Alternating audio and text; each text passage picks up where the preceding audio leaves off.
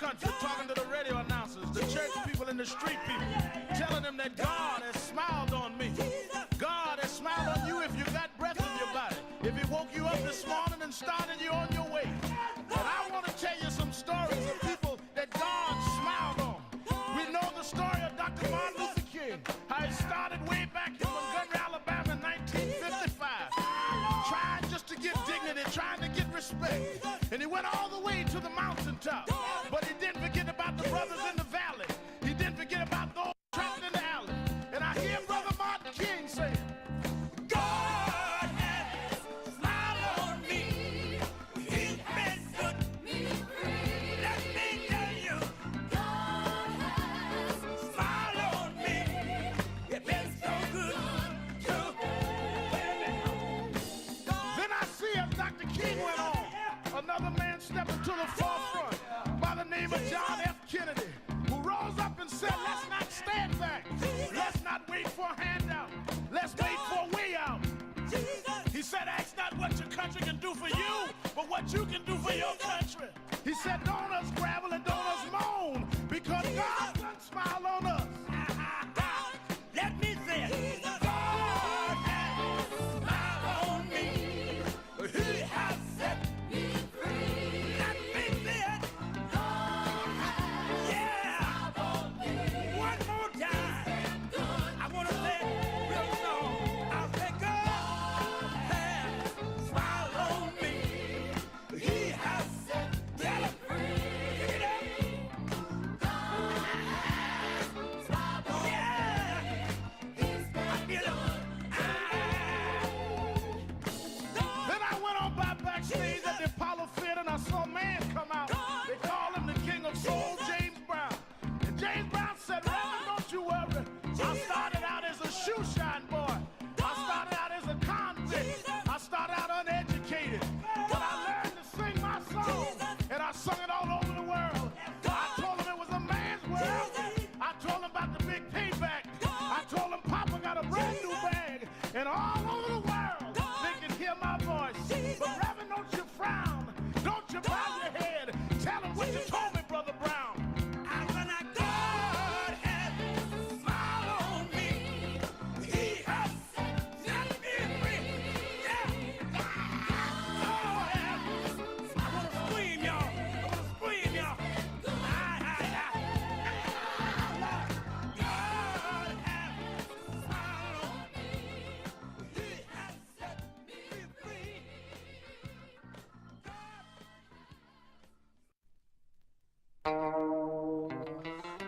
God has smiled on me. He has set me free. God has smiled on me. He's been good to me. Let me tell you, God has smiled on me. He has set me free. God has smiled on me. He's so good to me. Let me tell you, God has everybody. Sometimes He has set everybody. I feel so good. Oh yeah. One more time. Yeah. Every day of my life, I feel it. You give me strength and energy. Help me to sing. He's been good to me. Oh, yeah. This is Reverend Al Sharpton of Brooklyn, New York. I've been traveling around the country talking to the radio announcers, the church people and the street people, telling them that God has smiled on me.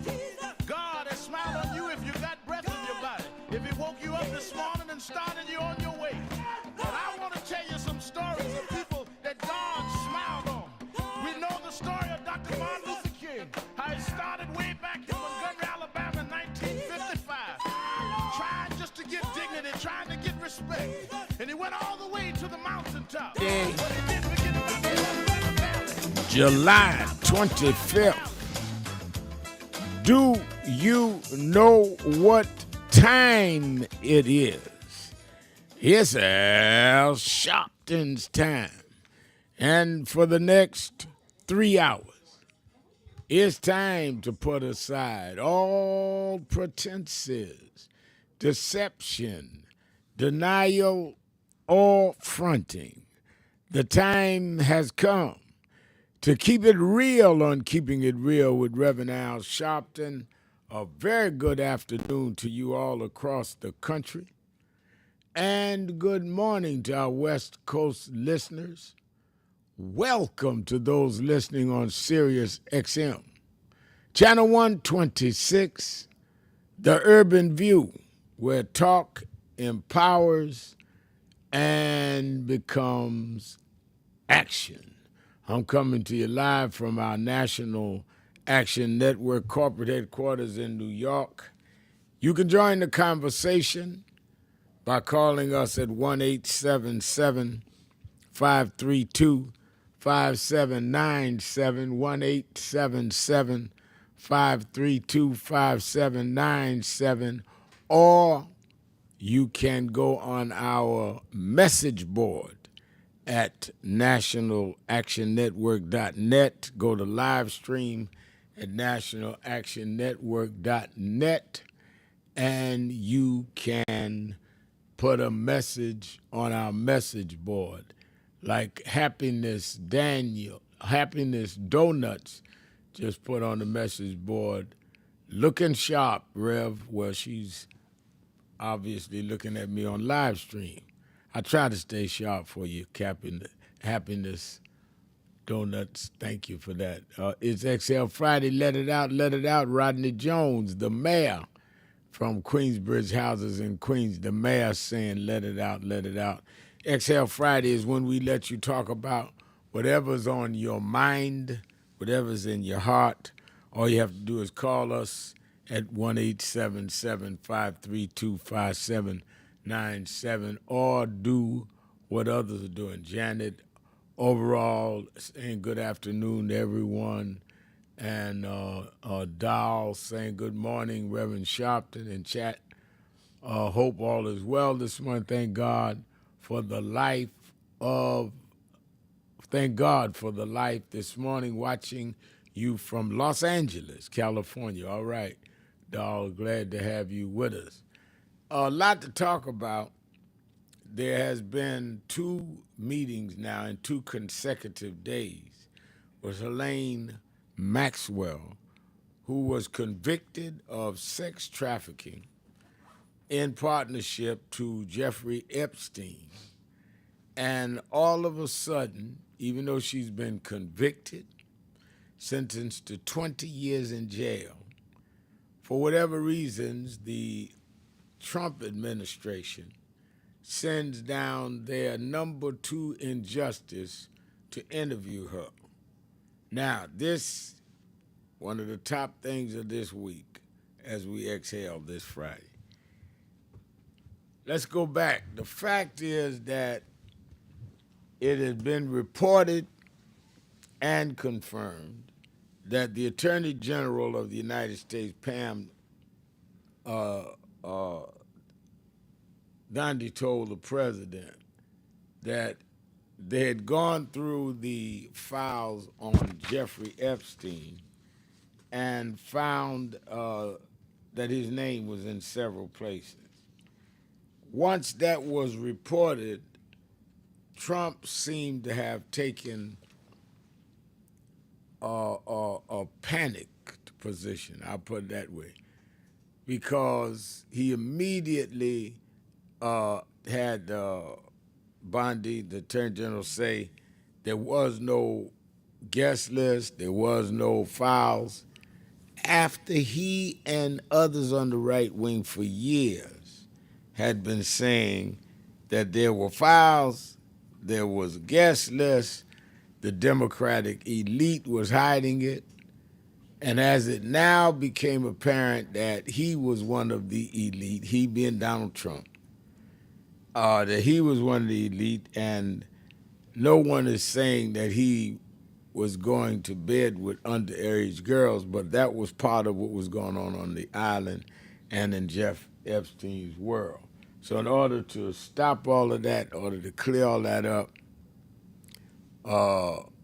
they came out, Attorney General, saying, no, those conspiracies are not true, even though the president was part of selling that conspiracy. A lot of the people in MAGA now have turned on him, saying, nope, we want to see the whole file. They even recessed Congress a day early so they couldn't take a vote demanding on the files. They finished interviewing Maxwell now in jail. Unusual for a deputy attorney general to go down to interview someone about evidence, a convict. He not only was and is the deputy attorney general, he was the personal attorney to Donald Trump. So his motive there is clearly to keep Donald Trump cool, out of the danger of another indictment, though he has 34 convictions. We'll talk about that because what Trump tried to do was flood the zone with all kind of news stuff. First, he was going to fire the Fed chair. Then he's not going to fire him. And yesterday he went to the Fed, and it's unusual for a president to visit the Fed. And he was arguing about the renovation cost and the new development cost. And he took out a sheet of paper saying that the exorbitant costs, and the Fed chair, Powell, stand right there with him. Took the paper and said, no, you got the wrong figures. This is for the third building if we build it. This is not the figures of what we're doing now.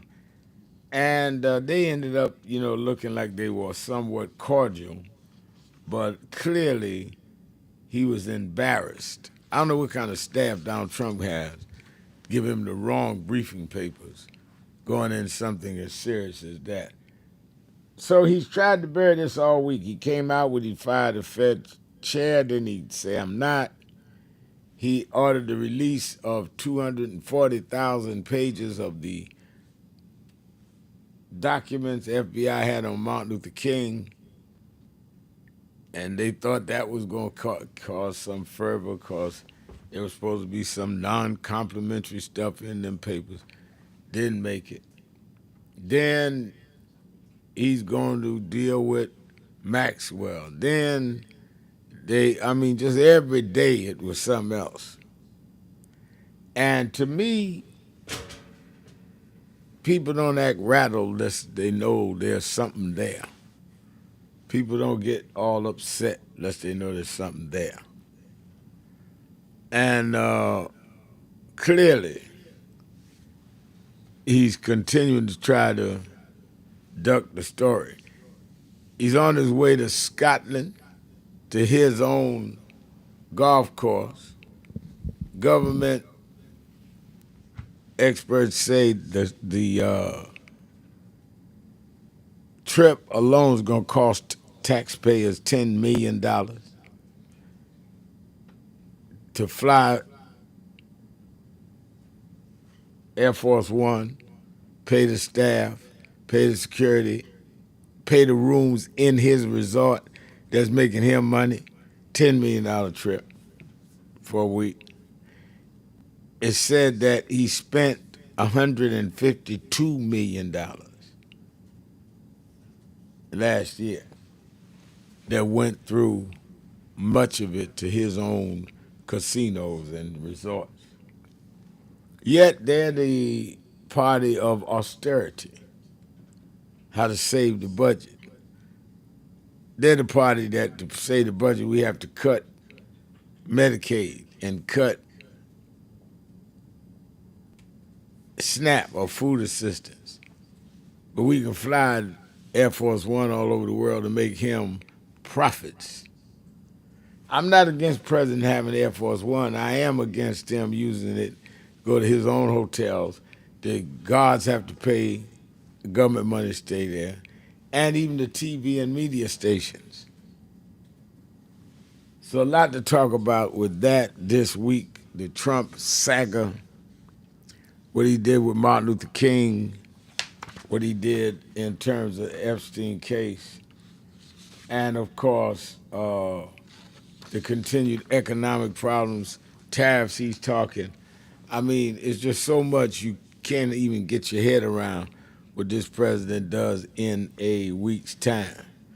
We'll talk about the young man, the young brother that was struck, beaten by police in Jacksonville, Florida, for no apparent reason, and now black chief steps up, say it wasn't racist. All right. Where I see racism played into this, because one of the officers was black, is would he have done that to a white young man who did nothing? It was all on camera.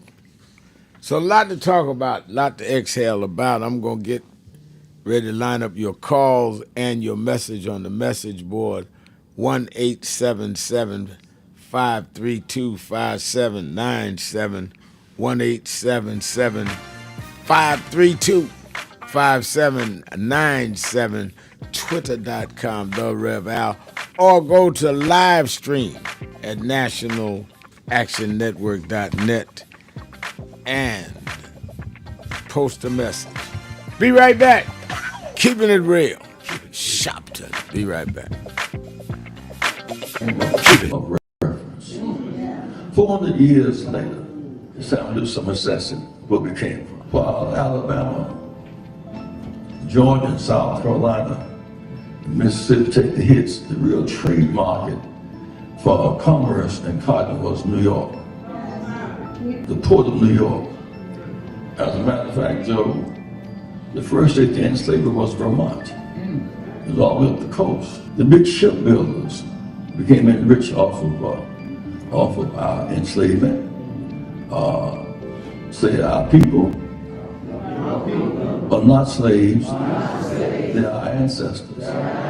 They may be slaves to the person, but they are our ancestors, they are our foreparents. The money is made off of the commodity. We were the commodity in the commodity exchange. And they would import Africans, they export cotton and tobacco. And they built the whole economic system around Wall Street. Africans, because they feared the Indians would attack the Dutch, built a wall on Wall Street. That's what they named it Wall Street.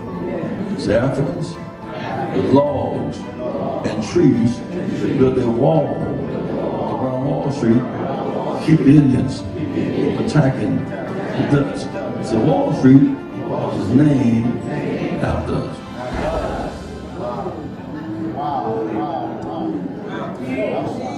There's a burial ground on Wall Street, which we should all visit. Those are our foreparents. At some point, they moved us to the other end of Manhattan, which is Harlem.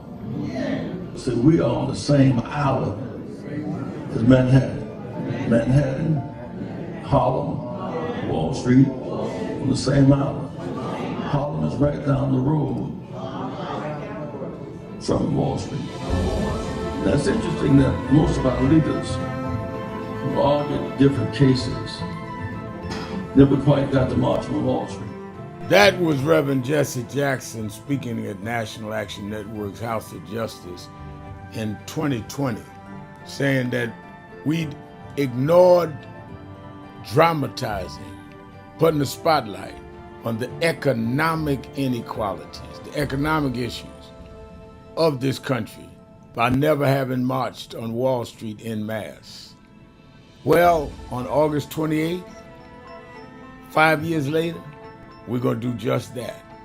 Because with this big, beautiful bill, which is a big, ugly bill that cuts Medicaid and SNAP, with the ending of diversity, equity, and inclusion programs and initiatives in the private sector, which gives blacks and others jobs, contracts for businesses, making sure we make the C-suite based on our merit and not excluded because we didn't have the family background in a given place, whether it be academic or business.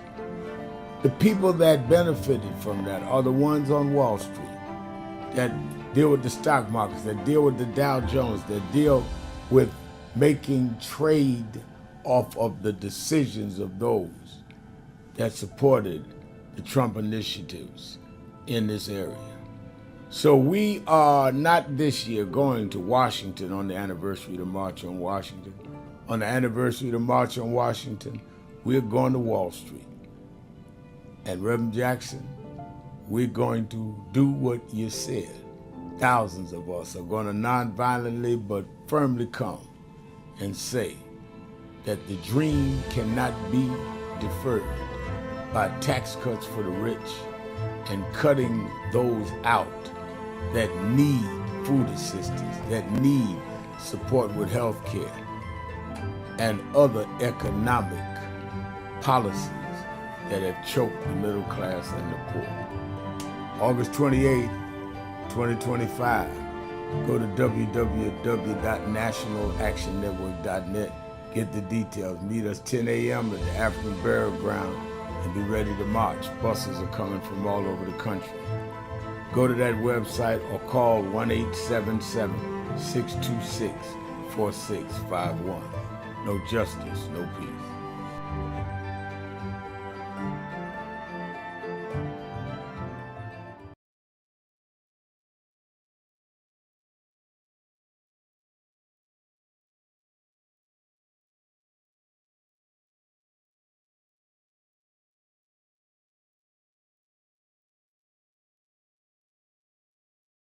Come on. Pray.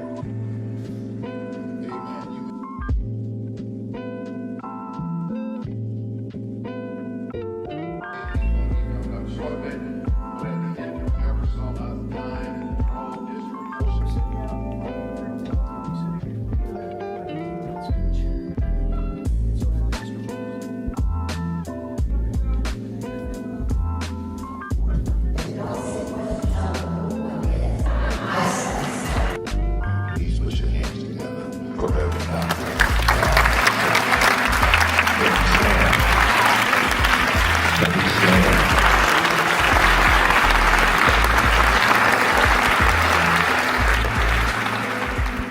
We've reduced a lot of our ministry to entertainment. Or who can hoop the loudest, who could run around the pulpit more, or who got the dresses fancy, and don't deal with the ministry. Jesus healed more people than he preached to. Because there is in the healing your message. They followed Jesus because he healed a woman with the issue of blood. They followed Jesus because Jesus saw a blind man named Bartimaeus. A lot of us would have dismissed him because he was a broke, poor, homeless, a blind man. How you know he was broke, Reverend? Because they say he was begging. But he understood what he was doing because he heard that Jesus was passing by. And when Jesus got close enough, he said, Jesus, son of David, come see about me. They kept telling Jesus, let's go, look, we got a schedule, we got people to see. He said it again, Jesus, son of David, come see about me. And when he did it the third time, Jesus stopped and went and healed the blind man. Now, what I get out of that scripture, Bishop Daughtry, is that the blind man told Jesus, if you are who you say you are, you're going to stop and see me. And if you stop and see me, you will confirm who you are. But when we are pastoring and leading in communities with bad health, we cannot be the followers and representatives of Jesus and walk by people that are sick and we not be part of making them well.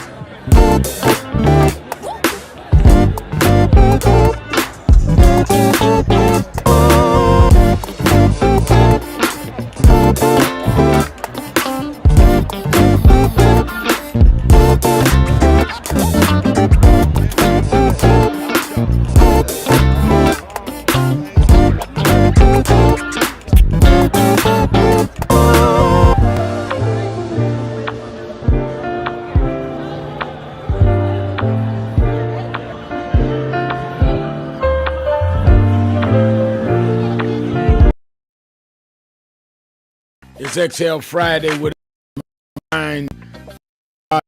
Call us 1-800-532-5797. 775325797. Message board at nationalactionnetwork.net. Don't miss Politics Nation this weekend, Saturday and Sunday, 5 p.m. Eastern. Many of you that stay aware of things know that they're trying to carve out 5 different seats in Texas by gerrymandering. The governor there, Abbott, has targeted 5 seats. I'm going to have on some of the members of Congress, including Congressman Mark Vesey from Texas, Democrat, on how they're going to stop that. I'm going to have him tomorrow night.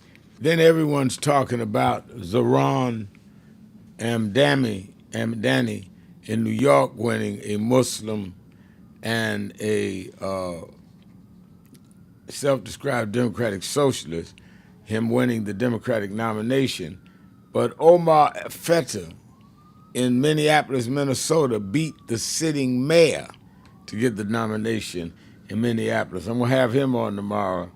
And of course, on Sunday, I'm going to have the head of the Governors Association. The governors just met, and I want to know what happened there, and the steering committee there, and how they're going to deal with how people, including me, are saying the Democrats are not doing enough. So watch Politics Nation with Al Sharpton. I got the heavy hitters on, and I'm going to ask the heavy questions. You that are in the tri-state area, New Jersey, Connecticut, New York, meet me or beat me into the Saturday rally in the morning, Saturday Action Rally in Harlem at the House of Justice, 145th and Lenox, 9 a.m. to 11 a.m. Need you in the house. You that are not near New York, watch it live on Impact Television or on www.nationalactionnetwork.net. Well, all roads leads to New York, August 28th. We just 2 or 3 days above being a month out. Thursday, August 28th, anniversary of the 63 March on Washington. Martin Luther King III and I, every several years, commemorated with a huge march on what is the state of the dream, and we do it in Washington. This year, given the cutbacks in Medicaid and cutbacks in the SNAP program and the benefit given the 2017 tax cuts again to the wealthy, we're going to Wall Street. We want to go to the captains of industry and see thousands of us protesting this and saying you cannot kill the dream. So make sure you sign up. A lot of people say, I wait till the last month. Well, these available situations may not be available. Then I'd sign up now. Go to www.nationalactionnetwork.net, www.nationalactionnetwork.net, and let us sign you up and get ready to be at the march on August 28th. All right, let's go to the phones. Let's start with Joe in Washington, D.C. Joe. Good afternoon, sir. Just question. Hello? Over to his family. Hello, can you hear me now? No, I do not. Hello? Yeah, I hear you. Yes. Okay. Do you know if Epstein remains will turn over to his family? I do not know. That's a very good question. I don't remember a funeral neither, sir. No, I don't either. I think that need to be looked into. I don't remember a funeral. I don't remember them saying who claimed the body. There you go. Yeah, I definitely am going to ask those questions. Thank you for your call. That's very perceptive, Joe. I had not even thought about that. Let's go to Ray in Cincinnati, Ohio, the Buzz. Ray? My man said, you hear me okay? Yeah, I hear you fine. Hey, real quick. Wait a minute now. Whatever you did now just went blurry. How about now? No, you're still a little blurry. Y'all get him straight. Let me take another call. Let me go to Cynthia in Columbia, South Carolina. Cynthia. Yes. Yeah, good afternoon, Reverend Al. How are you today? I'm doing good. How are you? I'm doing fine, thank you. Yes, you having a march on August the 28th due to what? DEI, inequality? DEI, inequality, the cuts to Medicaid, and the cuts to SNAP. Right. Right. So I know Brother Tommy said this week that America's the greatest country in the world. If they were so great, you wouldn't have to go out there to protest for your rights, for those to gain housing, education, jobs, and all. So when people state that, they don't understand the history of America. America was established on slavery and the blood of the Native Americans, mistreatment of others, racism, rape, homicidal rape of black women, lynching, incarceration, sanctioned nations so they don't comply with the U.S. ideas, embargo in Cuba for 60 years, voter suppression, 3 Supreme Court justices fined with race discrimination in the election, their theft, exploitation of African land and minerals, and GMO seeds to destroy African land so they can buy from the United States. To destroy black progress is the DEI was created. Well, now also to destroy black progress is what? Destroy black progress. They created the idea of DEI to keep you forget what you deserve, but yet they receive nepotism who they know. They put their friends and family in positions that it's not qualified for, but yet they'll tell you about affirmative action that you are not qualified for, but you got these positions. Well, yes, By right. nepotism, And I think that and when you started talking about our relationship with this country started with slavery, one of the first ports that brought in slave trade was Wall Street. The 2 largest ports in bringing in slave trade was Wall Street, New York, and Charleston, South Carolina. A lot of people don't know that. And that's why we're starting the march at the African burial ground where a lot of our ancestors was buried because that's where they were brought. And we're demanding, marching, and thank you for your call, Cynthia. Marching is not to solve problems. Marching is to raise the spotlight on the problem so they can be solved. People talk about what y'all get out of marching. We march to make it a public issue. That's why everybody marches. Then have marches. Everybody has had marches, but black folks since Trump been in. They haven't. They had no King's March. People marched in 1,000 cities.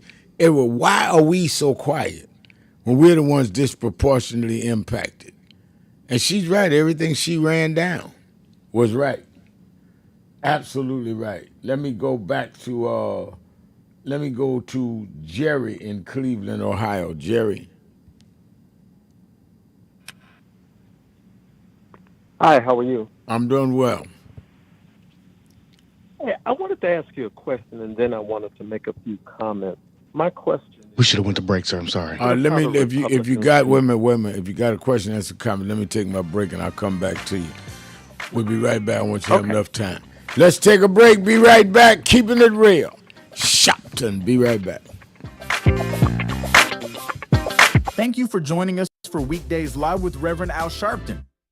Take the time to share this broadcast right now. Tell your friends it's time to keep it real with Reverend Al. Comment your questions now in the chat or call Reverend Al Sharpton directly on air at 877-532-5797. Now stay tuned for Reverend Al. This is Reverend Al Sharpton. As you watch the broadcast, support National Action Network. Go to www.nationalactionnetwork.net and be involved. You can join, take your membership right online, www.nationalactionnetwork.net. Getting ready to start the program, but we need you to be part of the movement.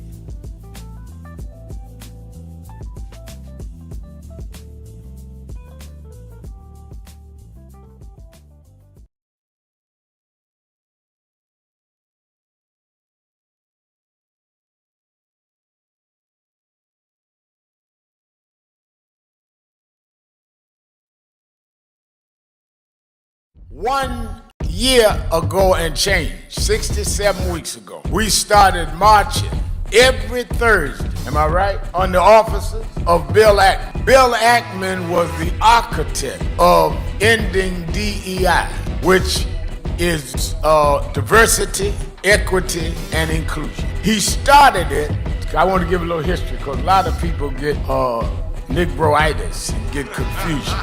I don't even mind your ego. Everybody need one, but you don't have to become contrary and duplicitous.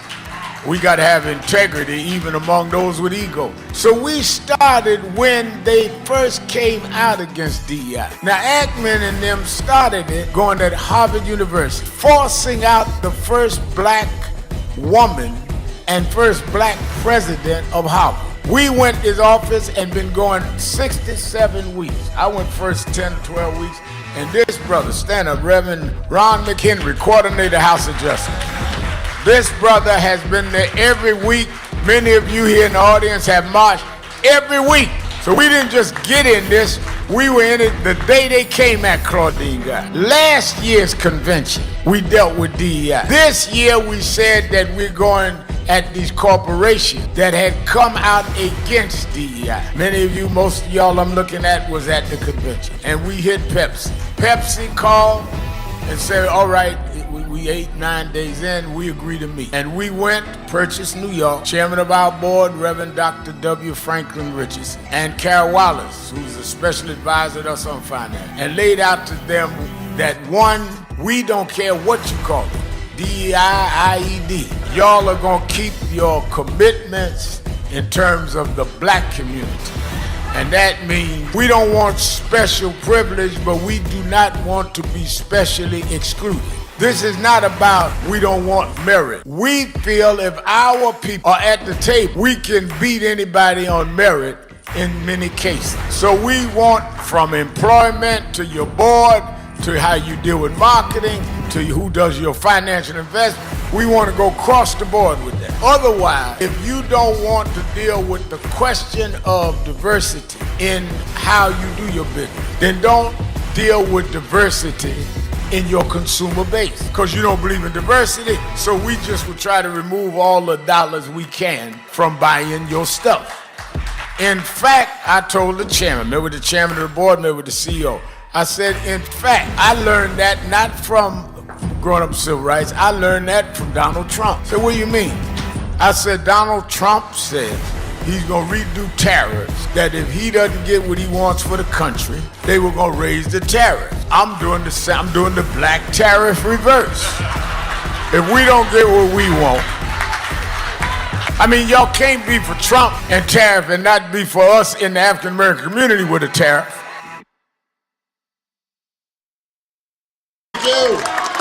Thank you, Bill. Thank you. Thank you very much.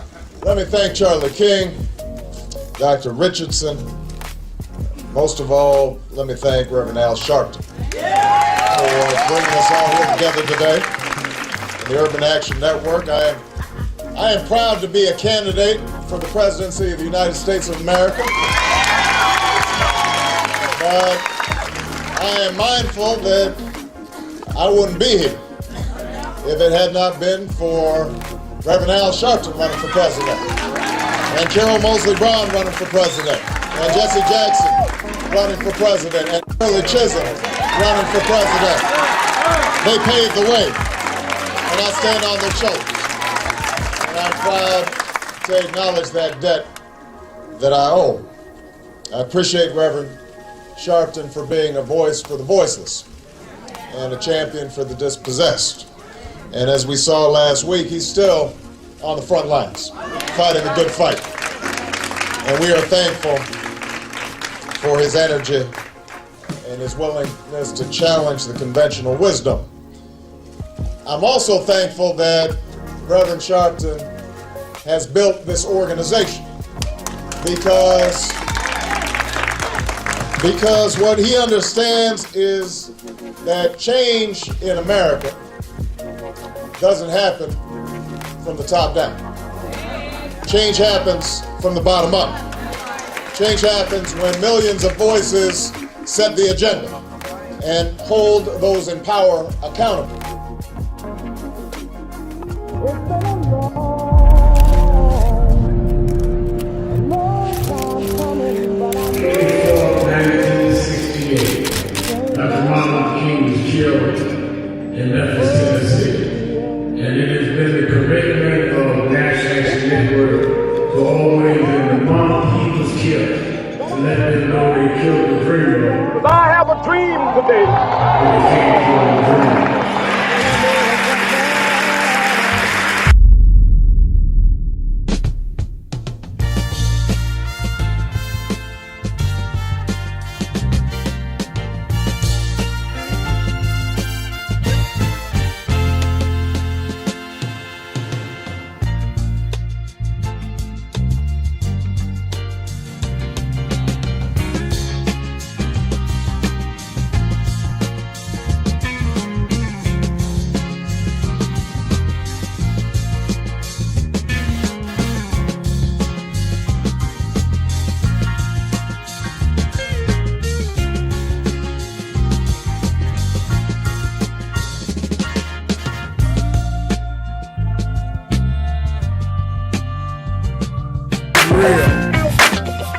I'm your host, Reverend Al Sharpton.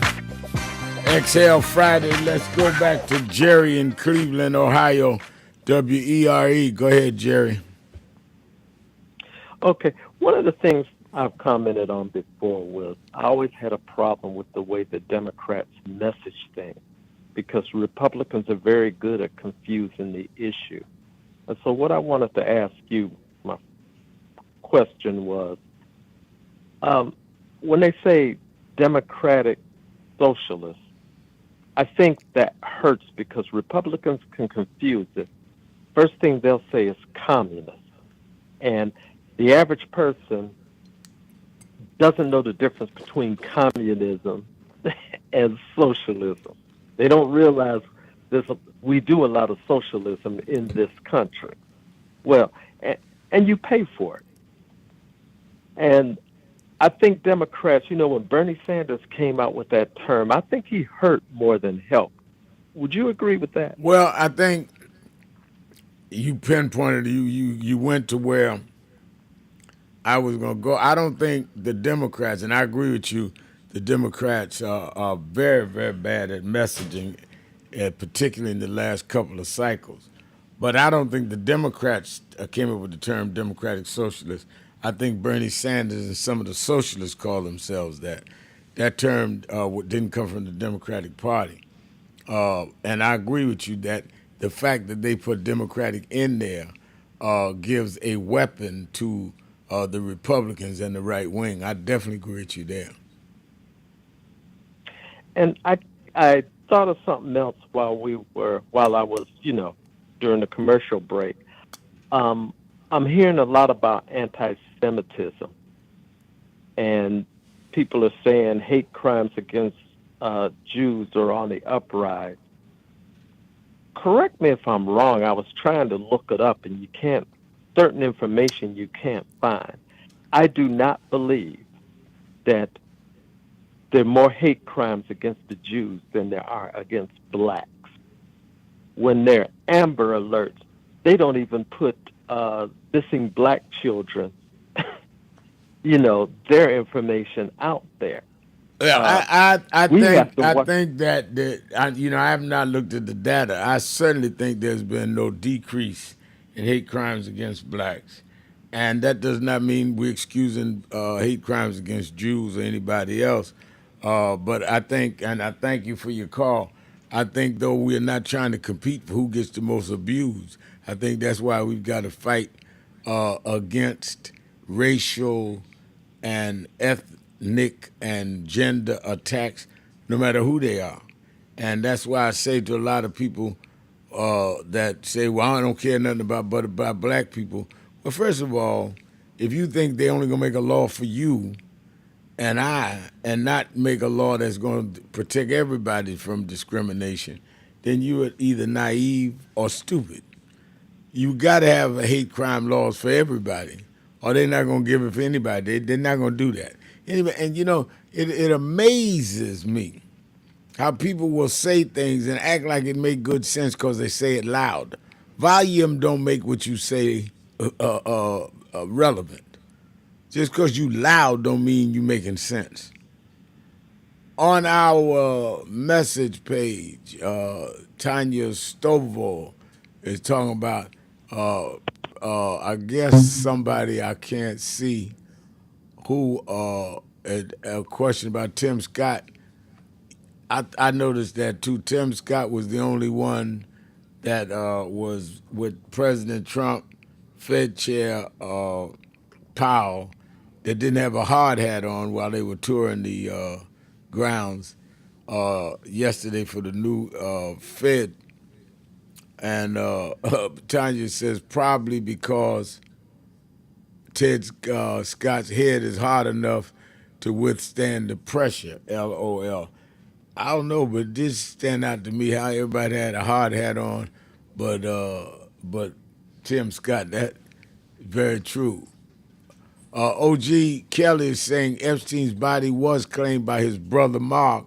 Following the autopsy, he was buried in an unmarked tomb next to his parents at the 13 Morris Star of David Cemetery in Palm Beach. All right, somebody want to know whether his body was claimed, whether there was an autopsy, was he buried? And OG came with the answers. Thank you, OJ.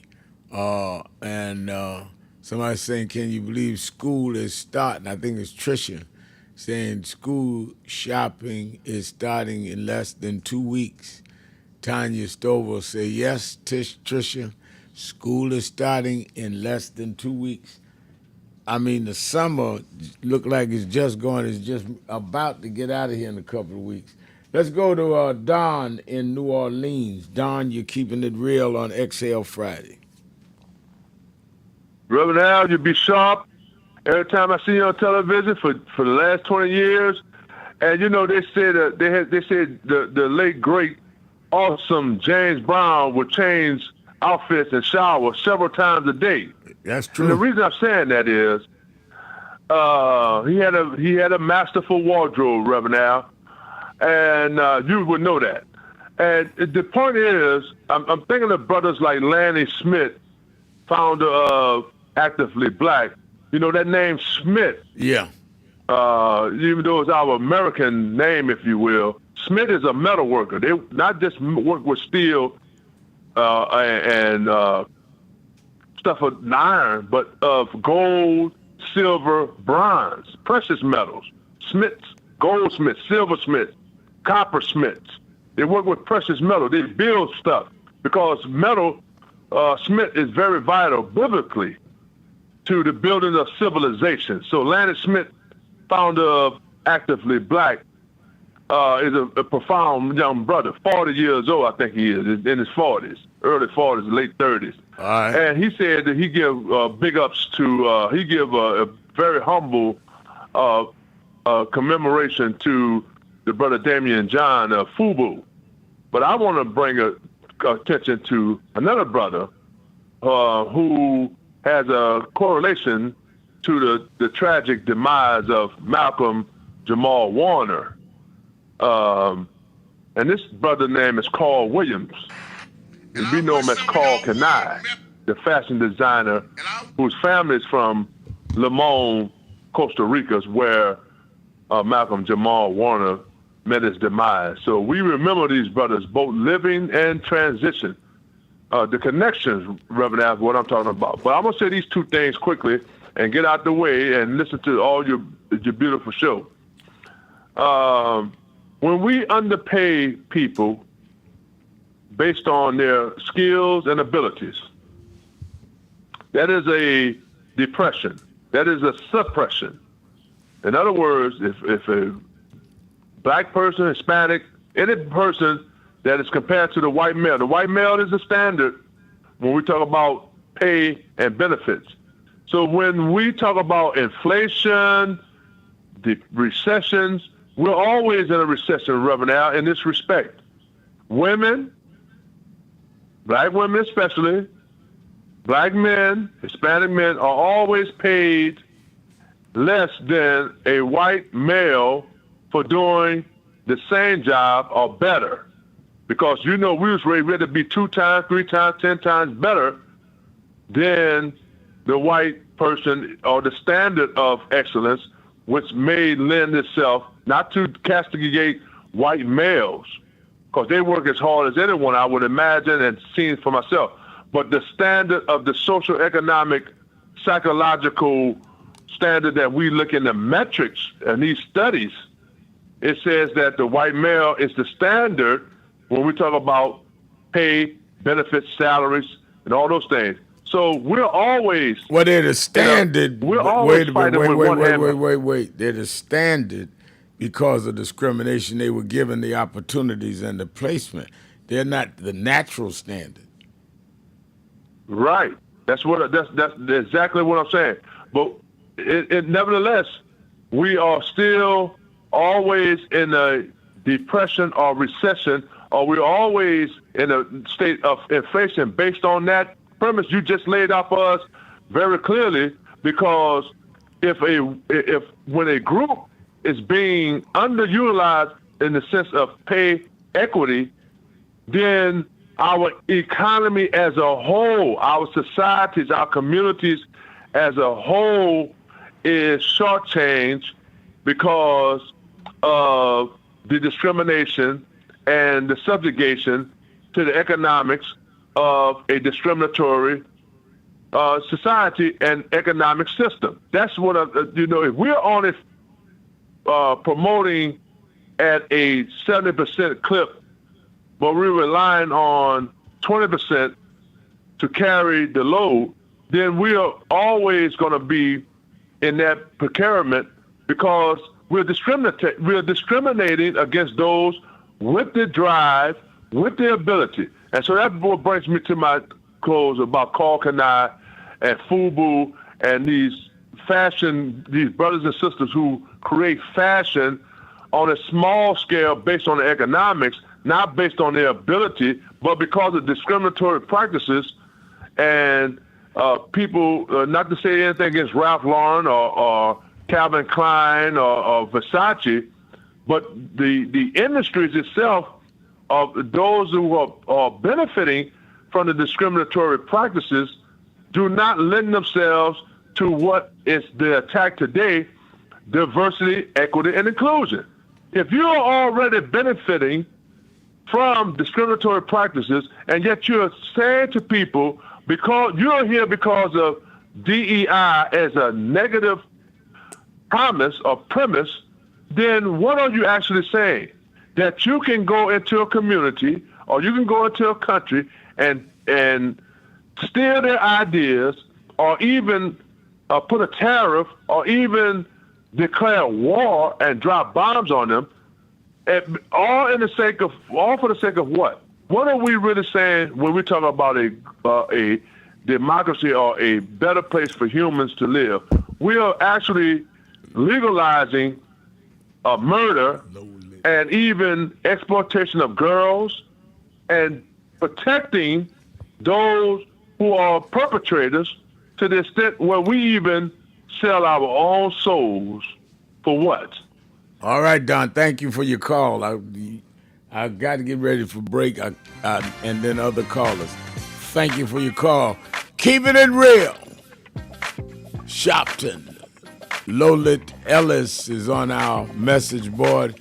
She wrote, "Love you, Al Sharpton. You walk the walk and still talking the walk. May God continue to bless you and continue to give us hope, and we are keeping Jesus' word alive." I love you, sir. I love you back. Thank you for your calls, for your message, Sister Ellis. I need the encouragement every once in a while. Let's take a break. Exhale Friday, 1-877-532-5797. Be right back. All right, so you got the love. God has smiled on me.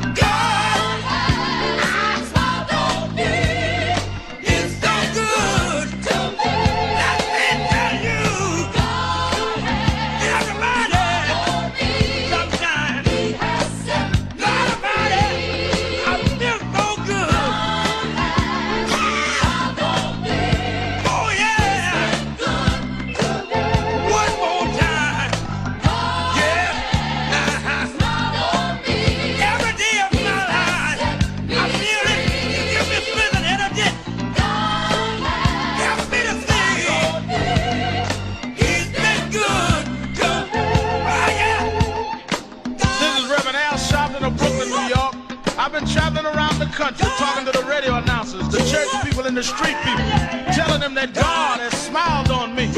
God has smiled on you if you got breath in your body. If he woke you up this morning and started you on your way. But I want to tell you some stories of people that God smiled on. We know the story of Dr. Martin Luther King, how he started way back in Montgomery, Alabama in 1955, trying just to get dignity, trying to get respect. And he went all the way to the mountaintop. But he didn't forget about the brothers in the valley. He didn't forget about those trapped in the alley. And I hear Brother Martin King say, God has smiled on me. He's been good to me. Let me tell you, God has smiled on me. It's been so good to me. Then I see as Dr. King went on, another man stepping to the forefront by the name of John F. Kennedy, who rose up and said, let's not stand back. Let's not wait for a handout. Let's wait for a way out. He said, ask not what your country can do for you, but what you can do for your country. He said, don't us gravel and don't us moan, because God doesn't smile on us.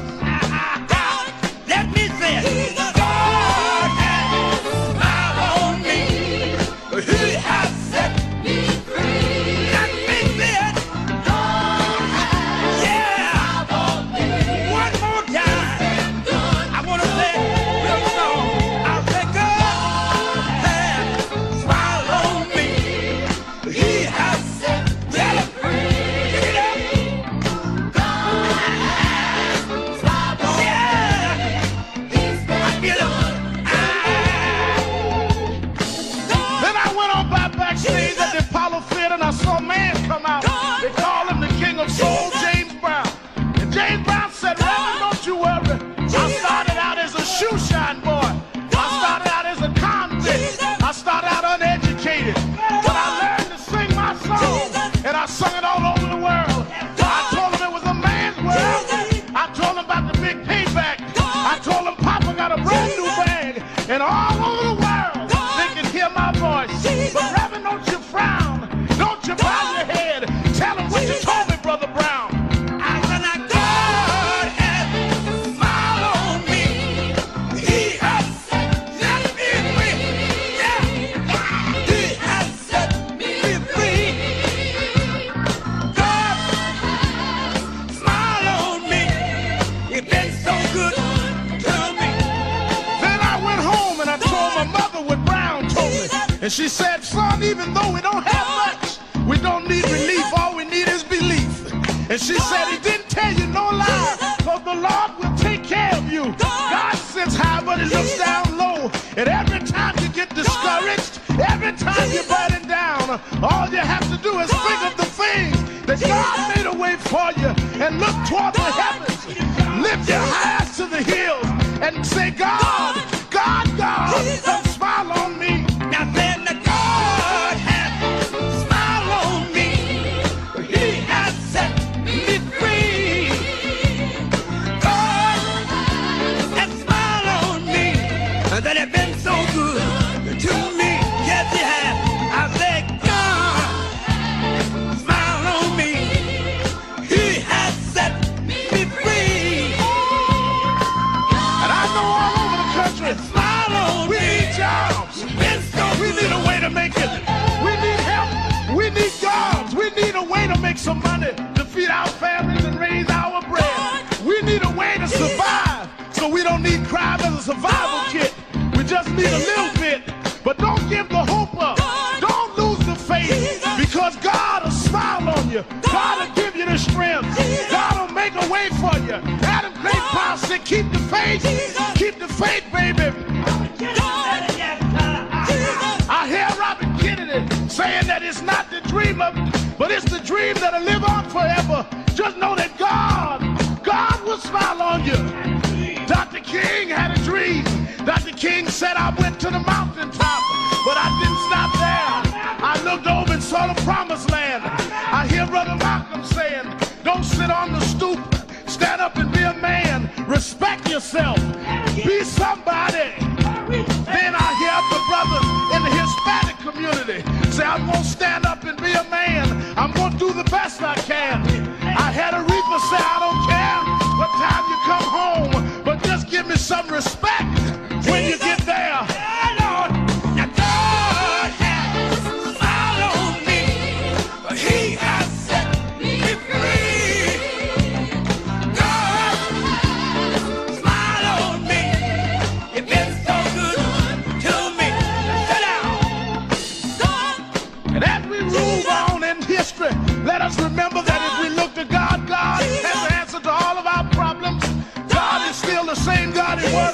years ago, and we can still make it. We can still hold on like Frederick Douglass did. We can still keep him on like Martin Luther King did. We can still ride on the way everyone that made it did. They didn't have much, but they had a whole lot of faith. They didn't have money, but they had a lot of determination. We know that God will look out for his children, that God will make a way out of no way. If you just keep the faith and refuse to lose, and God will make a way, because God's children don't have color. God's children just have will. And I can still hear somewhere in my mind James Brown say, God has smiled on me. He has let me free. Let me sing here. Yeah, Lord. Yeah, Lord. Yeah, Lord.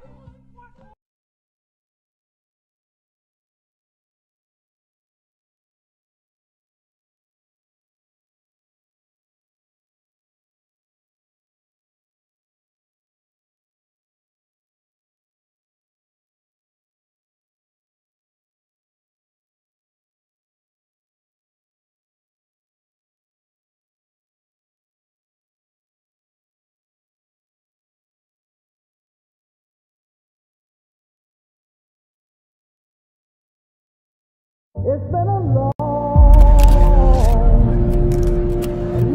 time coming, but I know 1968, Dr. Martin Luther King was killed in Memphis, Tennessee. And it has been the commitment of National Action Network to always, in the month he was killed, to let them know they killed the dreamer. Because I have a dream today. They can't kill the dreamer.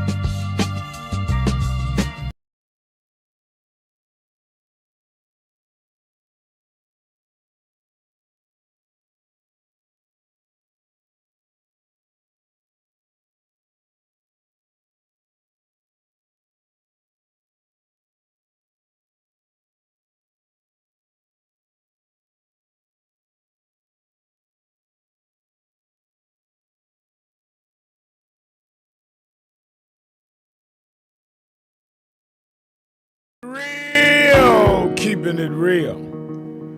I am your host, Reverend Al Sharpton, and we're back. 1-877-532-5797. 1-877-532-5797, or go and put a message on the message board at www.nationalactionnetwork.net. Go to live stream at www.nationalactionnetwork.net. Let me go to my dear friend in Chicago, Illinois, the one and only Miss Eunice. Miss Eunice, you're keeping it real with Al Sharpton on XL Friday. Hello, Reverend. How are you today? I'm doing very well. You know, Reverend, I've been thinking, you have some astute callers. It is more than I can say for Clarence Thomas, what's his name, Byron Donalds, and Tim Scott, who have fallen short of the mark. They think we're stupid, but they're the one. I don't understand them. They always come through when it comes to the other side, but nothing for us. And you know, you and I talked about where Tim Scott was, and he showed up yesterday standing beside Trump, right, mumbling something in agreement with Trump. And I was so glad to see Powell put Trump on the Facebook because he was lying to his face about this building remodeling or something like that. What was that all about? Yeah, they're talking about renovating and rebuilding the Fed. You know where the Fed is in Washington, and Trump was given the figures that included a third building, not the renovations that they were talking about. So Powell, Fed Chair Powell, took the paper he had, looked at it, and said, no, this is not the right paper. This is not what we're doing here now. That's if you add the third paper. And Trump absolutely was embarrassed. No. Well, anyways, it's going to work out. Something he tried to breeze it over, but he called his hand. I give credit to Fed Chair Powell. He was not going to let him do that. That's right. And it's a shame. Here's a grown man, Tim Scott, sitting there mumbling and going on. And they're playing games with the system.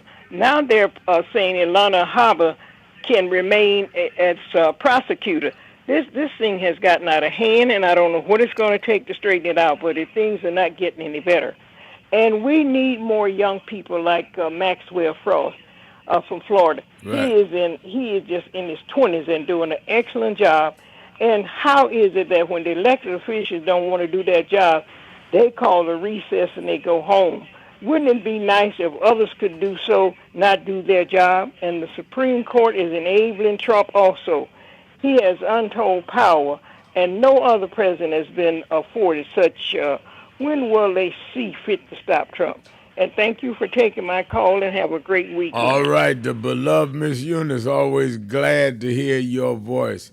Thank you for your call. Let me go to Mitchell in Cincinnati, Ohio, to buzz. Mitchell. Hello, Reverend Sharpton. How you doing? Okay. I just discovered yesterday that the former lead singer of Loose Ends is being held by ICE in Kentucky. Loose Ends was one of my favorite groups of the 80s. They have hits out the wazoo, like Hanging on a String, Slow Down, Mr. Bachelor, hits after hits after hits. Apparently, she had left the country. She's been living here for a number of years. According to multiple articles that I read, she overstayed her visa a little bit. She left the country and was coming back in through the Canadian border. She was detained by ICE first in New York, then they moved her to Kentucky. Reports said she's been held by ICE in Kentucky for 3 months. Her health is in decline. A GoFundMe page has been started for her to help her, I guess, with legal expenses. But you know, this is one of the greatest examples that these are not. They're just picking up people. He's trying to outdo Obama. He's got this obsession with numbers over Obama. Jane Eugene is not a criminal. She's a singer, but a lot of people don't know her name. Just like a lot of people may not know Gwen Dickey was the lead singer of Rolls Royce, or the lead singer of SOS Band. Forget her name off the top of my head, but when they're lead singers of groups, a lot of times we don't know their names.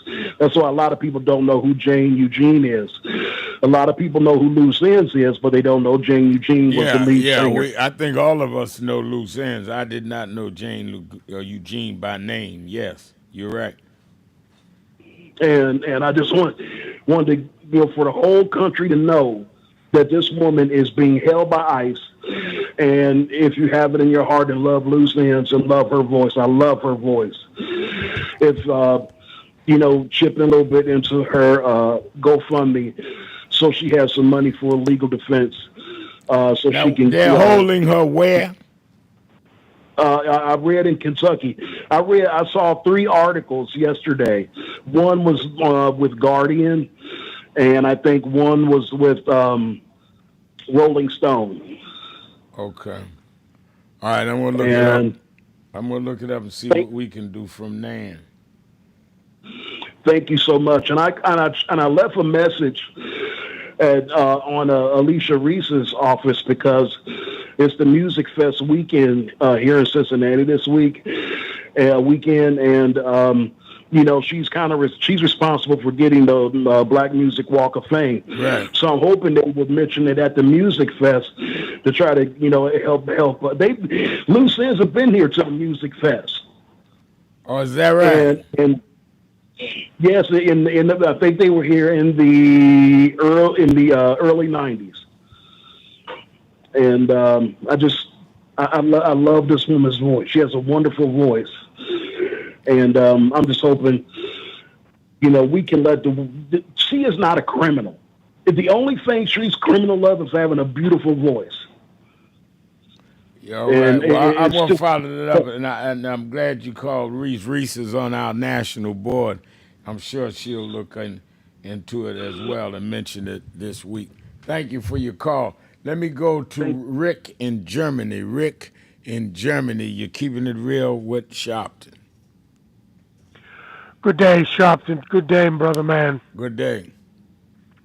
I call to reiterate and restate my position on the vote, the 2026 midterm elections of Congress and the Senate, and the 2028 election of the U.S. president.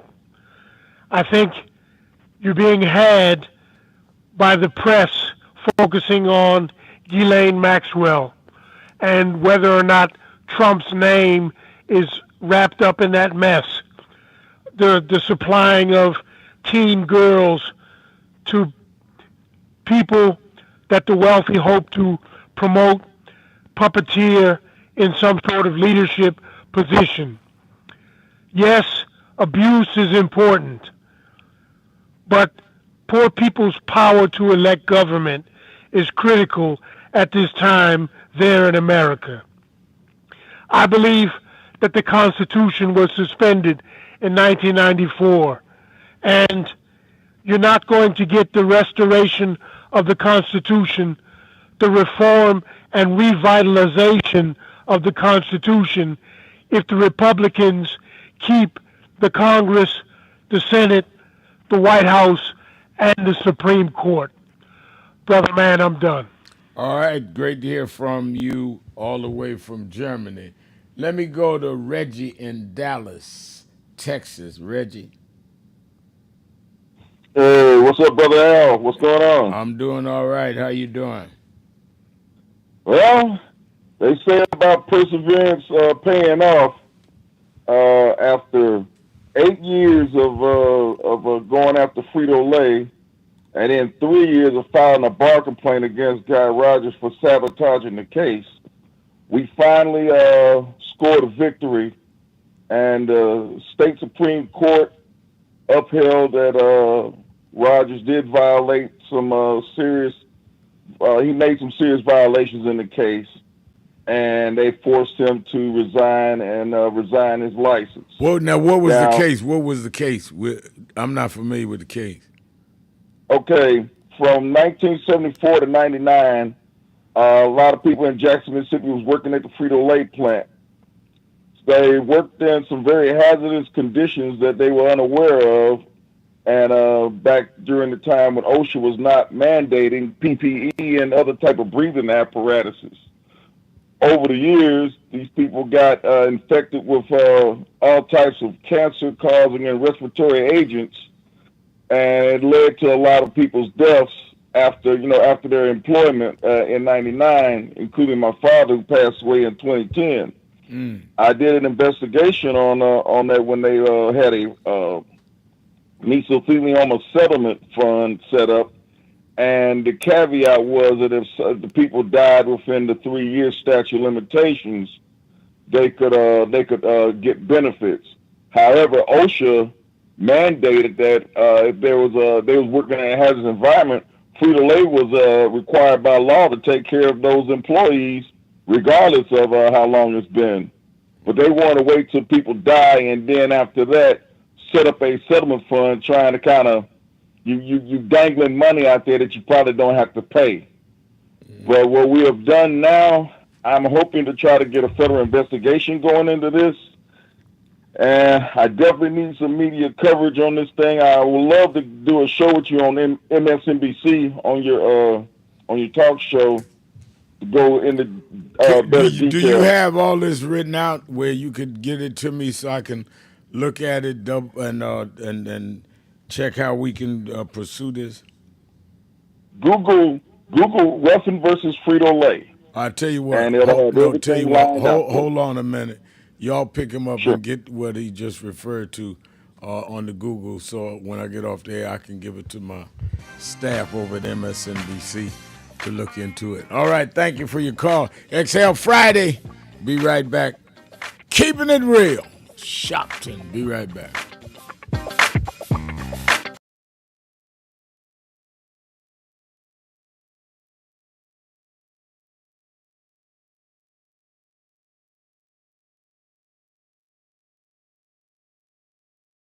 So who is Al Sharpton anyway? Who is this 33-year-old preacher without a church? A number of black New Yorkers as well. He is little more than a pudgy exhibitionist who can be counted on to show up, bullhorn in hand, at every racial incident.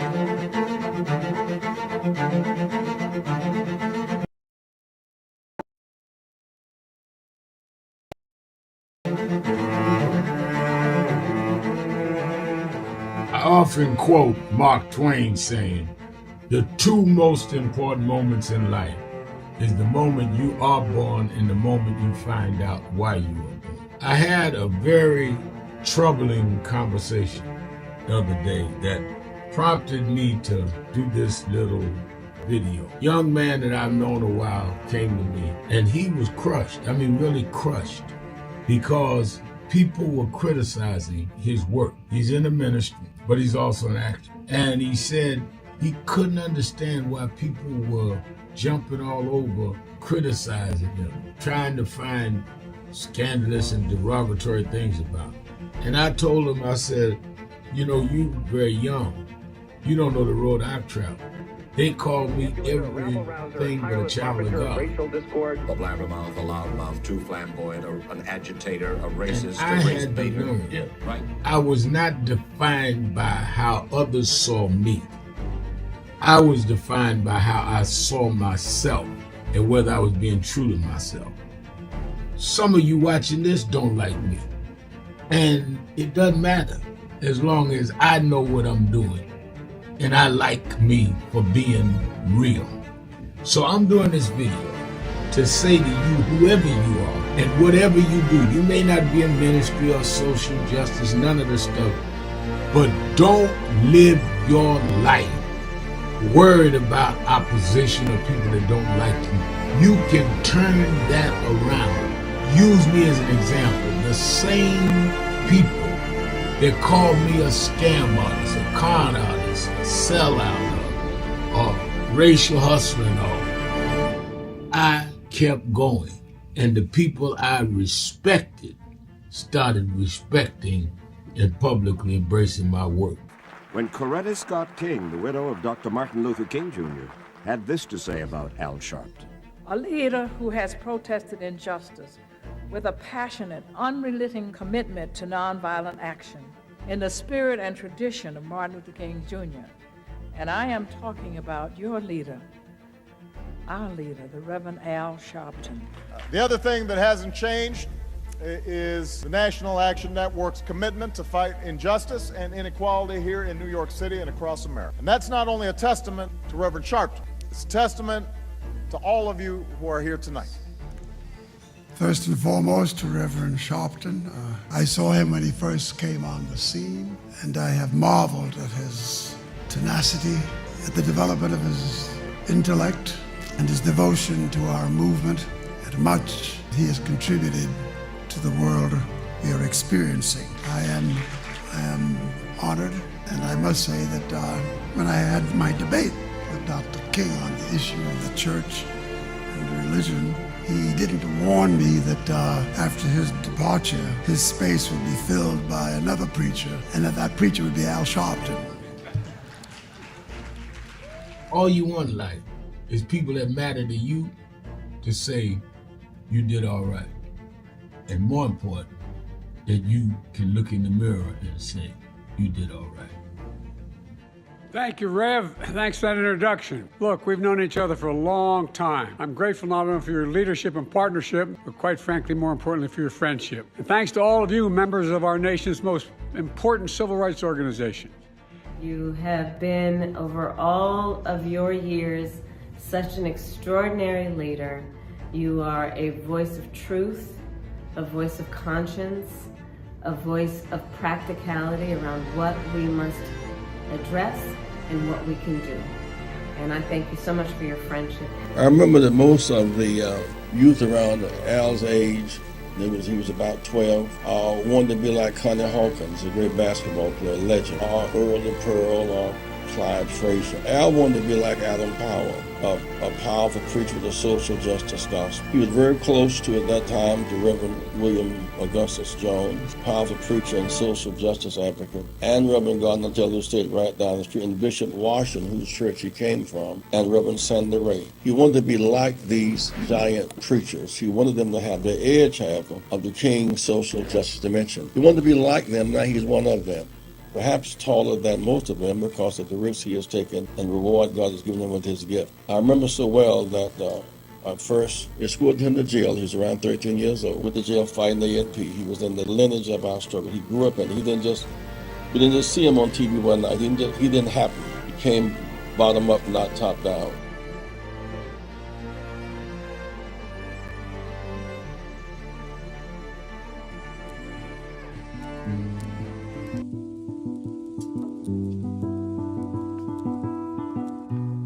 I had a thought this morning that I want to share with you about mentorship. I am able to do a lot of what I do because I had great mentors, but there are correct ways and incorrect ways to mentor people, in my opinion. I was mentored as a boy preacher by Bishop F.D. Washington, one of the great Pentecostal preachers of his time. Then Reverend William Jones, who became my pastor after Bishop Washington died, who was unquestionably in the top 5 black church ministers, theologians. Reverend Jesse Jackson, who I started my activism under his leadership, he and Reverend Jones. And I learned politics directly as a youth director from Shirley Chisholm. So even though I didn't finish college, I had the most unique education in the world from being exposed to giants.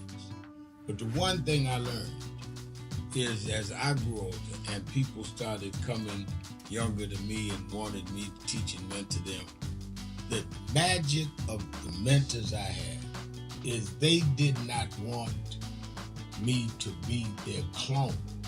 They wanted me to learn things from them and use my own gifts and talent in my own unique way and let me do things on my own, because they knew that if I flopped in some things, it would teach me for the other things. They'll come and help me once I was down, but they were not going to have me avoid being down.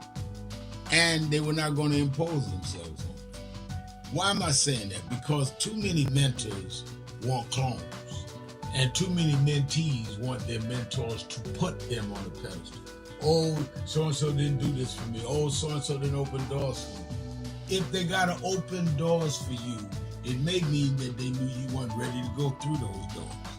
Their job is to prepare you. Your job is to develop your own skills, your own unique ways. And I don't care if it's my daughters, who both have come into their own, or anyone else. I'm not a talent agent.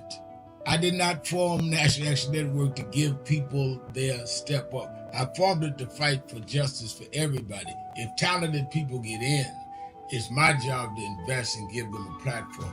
It's their job to get on the platform and perform and show their ability. Sitting with me today in the office as I talk about it is one of my mentees, Reverend Stephen Marshall. Now, Stephen, you just came around us when you were how old? 11 years old. 11 years old. You just turned 40 and now you're called to the ministry? Yes, sir. And what do you do in National Action Network? I formulate policies, lead in various regions, but most importantly, I senior advisor to you on all things from social justice strategies, politics, intergovernmental affairs, you name it, community organizing, all of that stuff. And I could go through scores of others. My daughters started Huddle. They got huddles now, which is for young people to meet once a week all over the country. I just saw the video from the Las Vegas National Action Network chapter. Now, when you decided to preach, did I ever tell you to become a preacher? Not one time. Who called you to preach? The Lord. All right. And did I say go to this school or that school? No, sir. Did I open?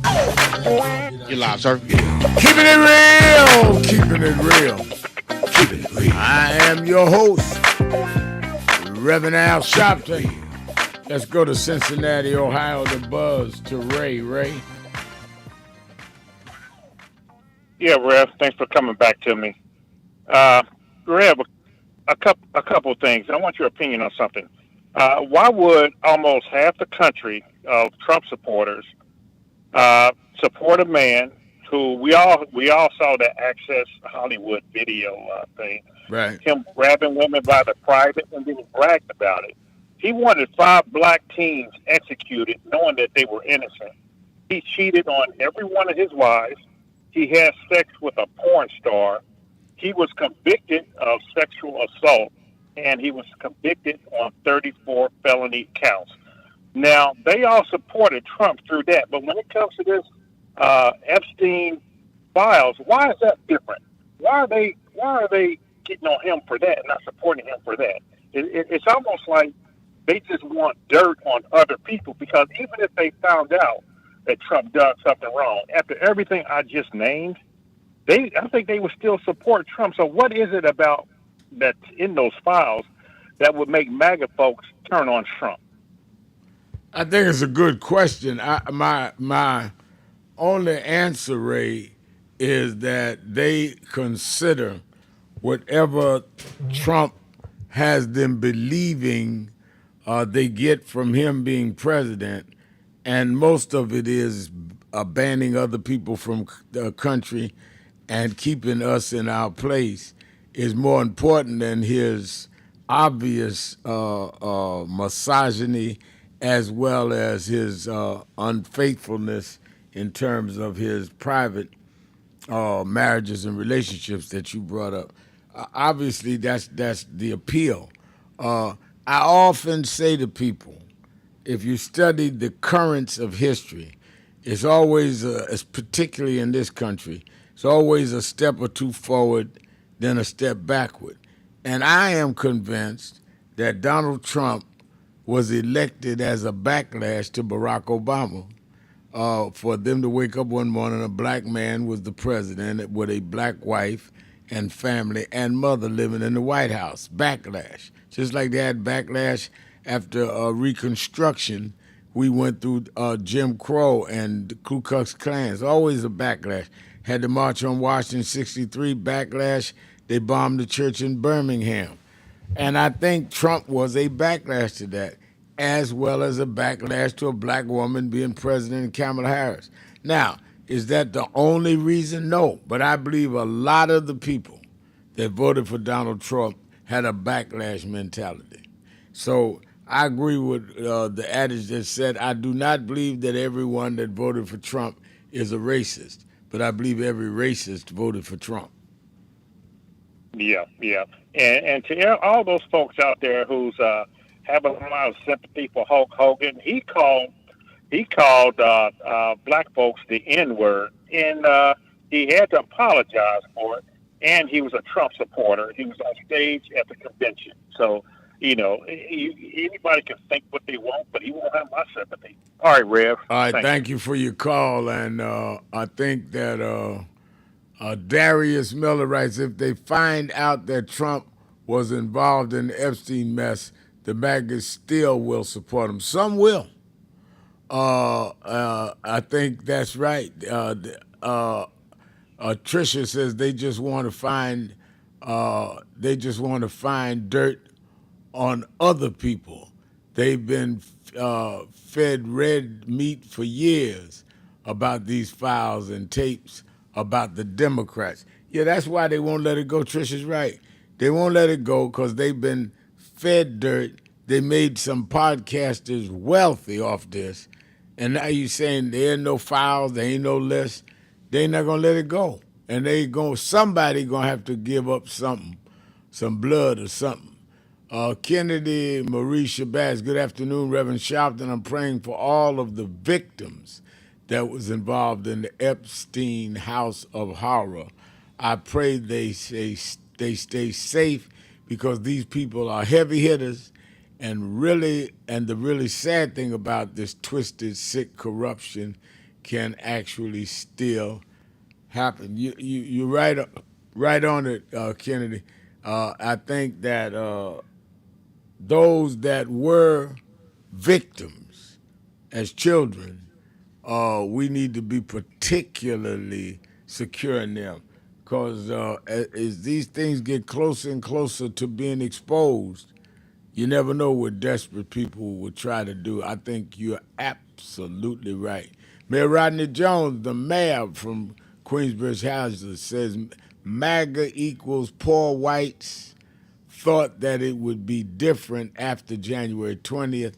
Now they see they're in the same boat as everyone else. Ignorance is bliss. It's funny you say that, Mr. Mayor, because a guy stopped me going in a thing the other night, and he said he was a MAGA guy, and I said, well, congratulations. Oh, that don't bother you? No, really doesn't. And he said, I said, they say ignorance is bliss. You must be a happy guy. Must be a happy guy. Let's go to Cleveland, Ohio, to Will. Will, you're keeping it real with Al Sharpton. Hey, how you doing?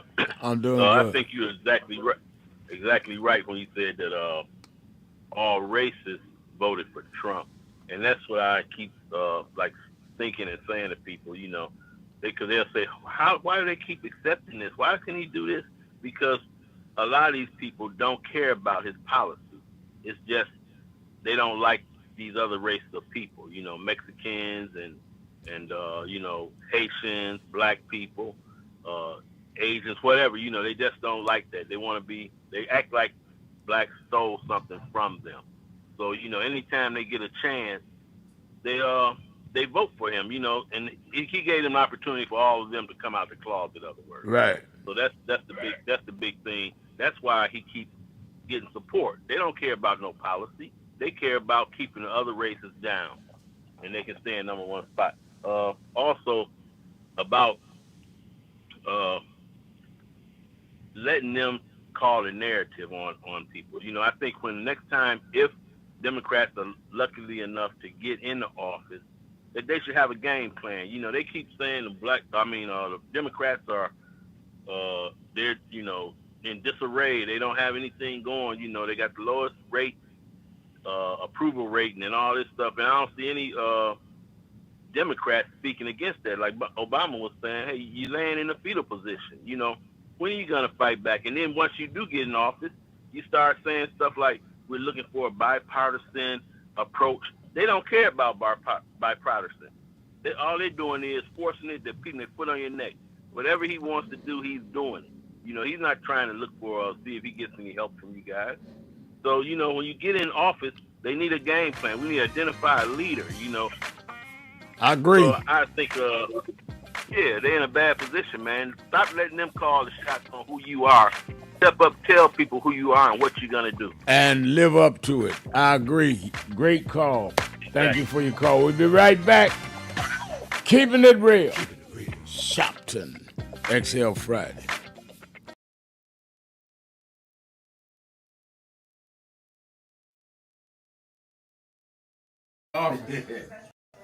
Rev, you were right there from the beginning with the stuff that was going on in Brooklyn at that time at Howard Beach. You were right there. He had in one of the early movies, he had my name. Then he put me in Malcolm, and I wasn't even old enough to know Malcolm. We've been through it all. For those who see Malcolm X, it's 3 hours. But fast forward to the scene with yourself, Bobby Seale. Right. Bobby Seale, Denzel, and me. Yeah. Denzel was on the set. Now, let me ask a question. What was your weight on that scene? I probably about 270. I was bigger then. Yeah. Still had the hair, man. Yeah, you had the hair on. Now, it was Denzel, yourself, and Bobby Seale. Yeah, all in one scene. And also, there was no cut. So we went like this. That's right. That's right. That's right. Yeah. Only Spike could have done that. It's my brother right here. My baby. Brooklyn's in the house. Yes, sir. Brooklyn's in the house. BK.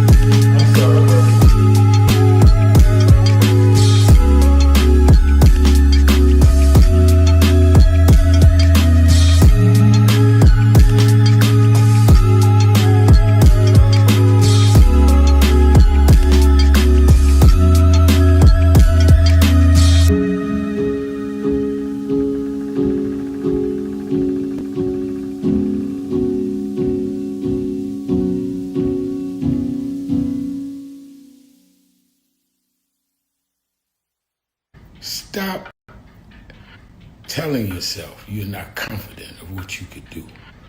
When people with half your skills and a quarter of your talent have gone on to create big waves in life, if you look at them and you know you're more gifted than them, then what is your problem? You are looking for someone to come and drag you into success.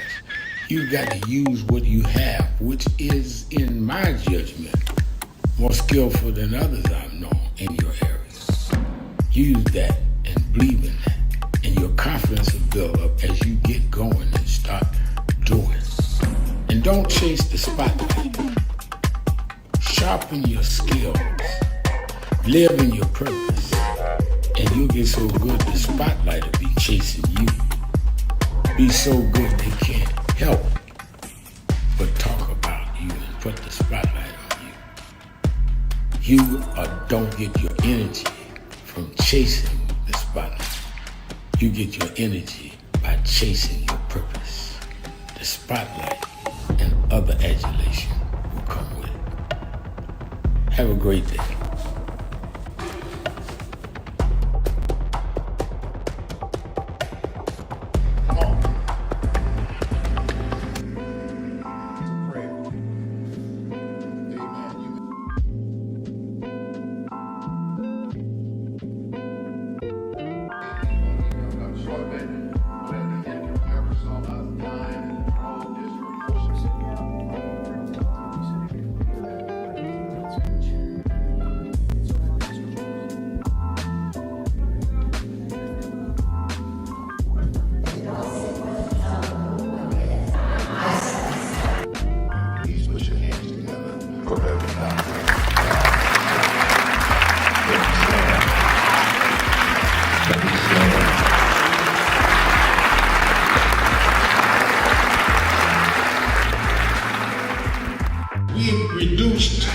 A lot of our ministry to entertainment. Or who can hoop the loudest?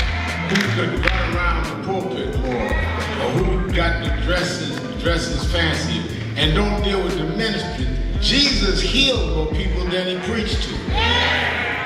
Because there is in the healing your message. They followed Jesus because he healed a woman with the issue of blood. They followed Jesus because Jesus saw a blind man named Bartimaeus. A lot of us would have dismissed him because he was a broke, poor, homeless, a blind man.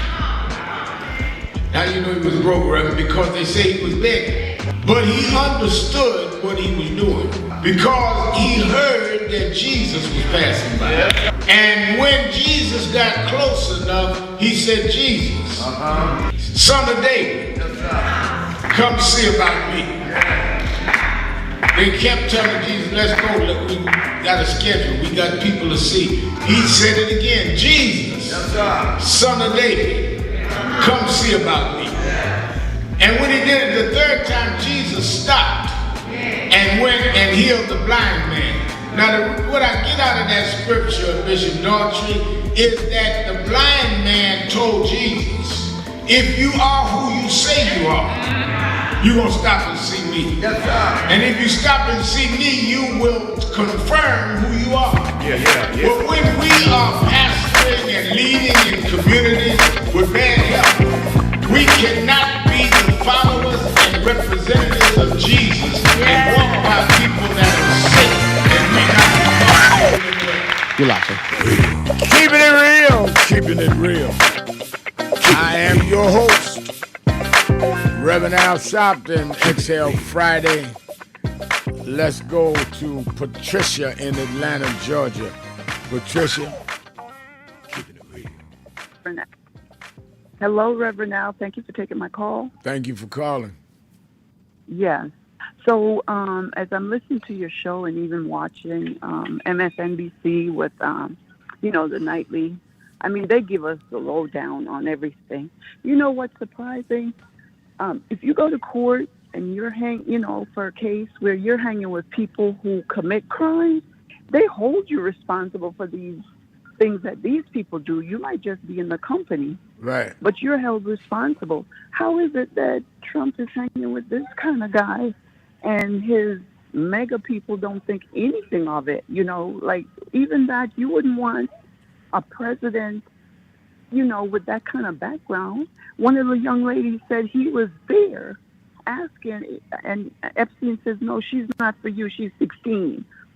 So it's such a mess. Like to be a president mixed up in something like that is such a disgrace. I remember Reverend Wright, President Obama's minister, talking about America. But this is disgusting, Reverend Al. No, and as far as the is. Democrats are concerned, if there's something more that somebody can do after this administration, I don't know what else President Obama could have done, but this administration, all the things, I don't know what they want people to go out and do. They see everything that Trump is doing. What more can Democrats explain to these people? Taking away their insurance, you name it, letting people off their jobs. What more can the Democrats do? It's right here in their faces. We can't work miracles. This is not a magician. You see what's happening. So you don't go out and put that party back in office. Absolutely. Well said. Thank you for your call. Let me stay in Atlanta. Go to Andre. Andre, you're keeping it real with Al Sharpton. How you doing, Minister Sharpton? I'm doing fine. Good. Thanks for taking my call. Thank you for calling. I'm calling to hear your thoughts on the Trump administration want to release the files from Reverend Martin Luther King from back in the days, and even his family opposed it. Yeah, well, I've said on the television show and even on Morning Joe, I did about every show you could on MSNBC to say I thought it was, first of all, Trump trying to put some out there to get change the news from the Epstein stuff. Second of all, you had to remember that Martin Luther King was dogged by then FBI Director J. Edgar Hoover, who said that Dr. King was the number one enemy in the country. Hoover fabricated a lot of stuff. So there may have been things in that file that was not true. If you get a bad law enforcement official, and that's what he was, Hoover, they can tell a lie on you, and 50 years later, somebody think it's the truth. So that's why it was dangerous to release these files. and they'll try to act like some fabrications and some embellishments that Hoover did 60 years ago with Dr. King is now historic fact. And the fact that they were sealed in 1997 were not even to be up for unsealing until 27, and even then they could keep them. But why did Trump drop them in 25, trying to change the story, get everybody up off Epstein, and it didn't work? I really believe that was his motivation. Okay, and I have one more quick question for you, Reverend Sharpton. What is all this buzz about President Obama committed a crime and they trying to do stuff to him? Yeah, I think Trump said that he should be indicted, that Obama knew that there was some Russian interference, and he said it wasn't. He covered it up. First of all, there's no evidence of that at all. There certainly is no evidence that Russia did try to influence and it didn't work, and that's what they said at that time. But the irony of this, Andre, is that Trump, in trying to save his own behind, had the Supreme Court pass this law that a sitting president could not be indicted for acts he did while he was president. So even if Trump believed Obama did that, and there's no evidence and nobody that I know believes he did, Trump made it where he'd have immunity anyway. So what's he talking about, go get Obama? Because you made it where you can't get a president for what he did as president. Okay.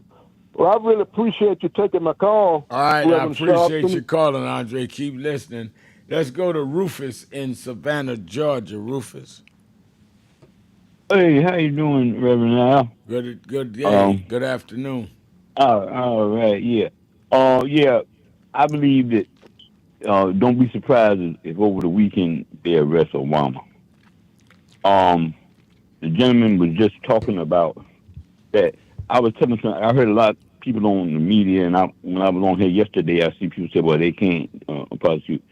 The objective is not prosecuting Obama. I doubt if any judge in the world, anywhere in America, would even sign off for a warrant. But the Justice Department don't have to have a warrant to arrest you.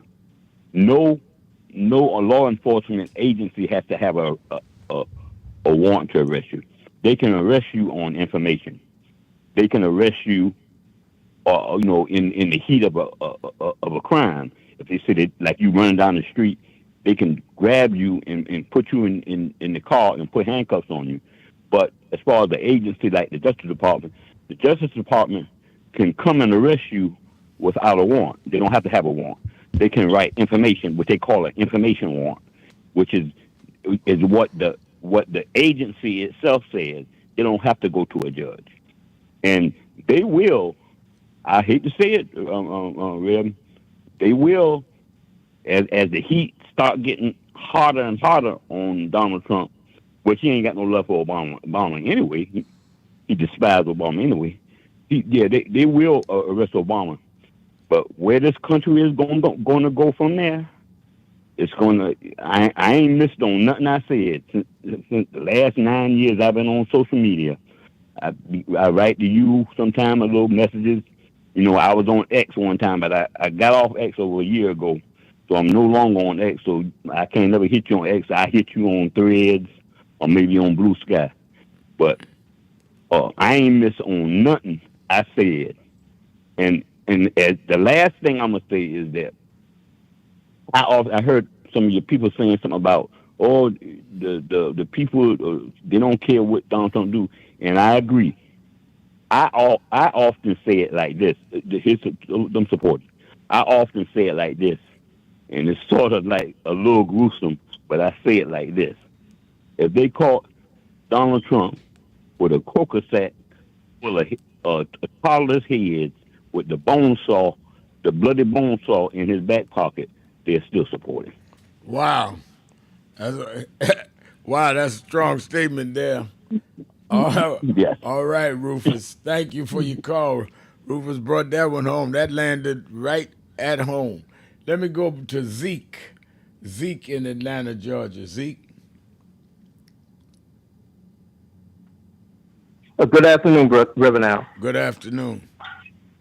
Yes, sir. Yes, sir. I wanted to talk about the Jeffrey Epstein a little bit because, there's a lot of hypocrisy involved in, especially the handling of it and whether or not, Trump is involved.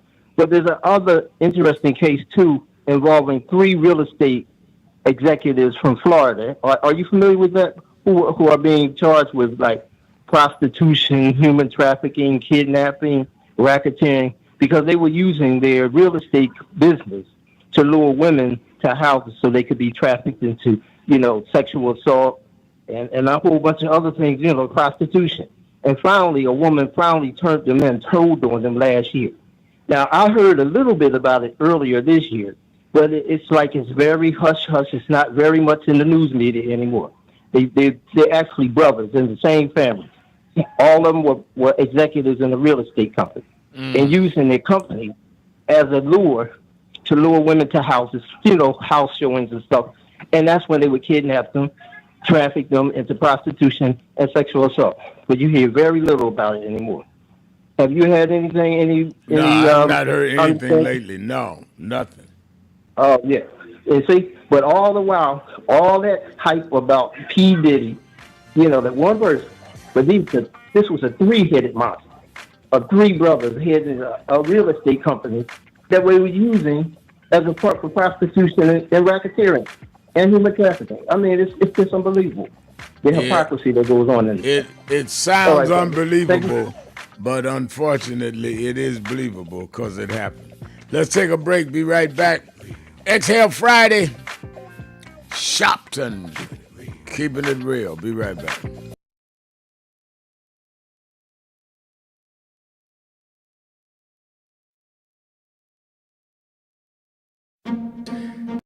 Look at the story. We celebrated Good Friday and Easter just a couple of weeks ago. Well, there's a message in that. I heard a preacher talk about this the other week. The thing that people forget, I want you to keep this in mind, is they crucified Jesus. Those of us that are Christian believe they hung him on a cross, maligned him, mocked him. Wasn't enough to nail him. They mocked him, saying, if you be the king of the Jews, step down and deliver yourself. Mocked him.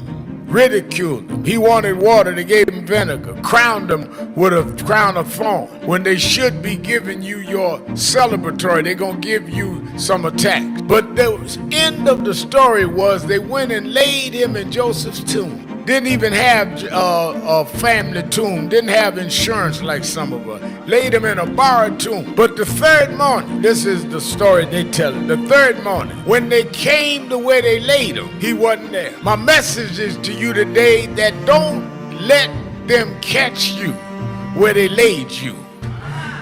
They may kill your name. They may crucify your character. They may tell you you are nothing from nowhere, but when they come to where they laid you, let you be gone on to somewhere else. I've been called everything but a child of God.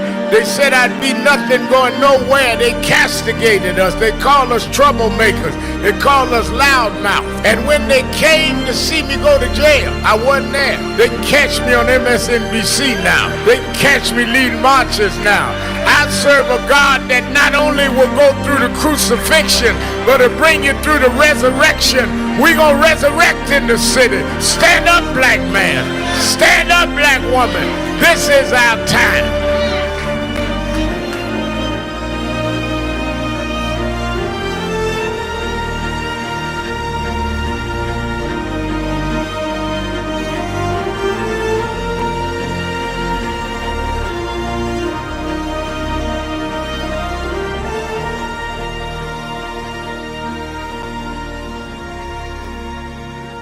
So who is Al Sharpton anyway? Who is this 33-year-old preacher without a church? A number of black New Yorkers as well.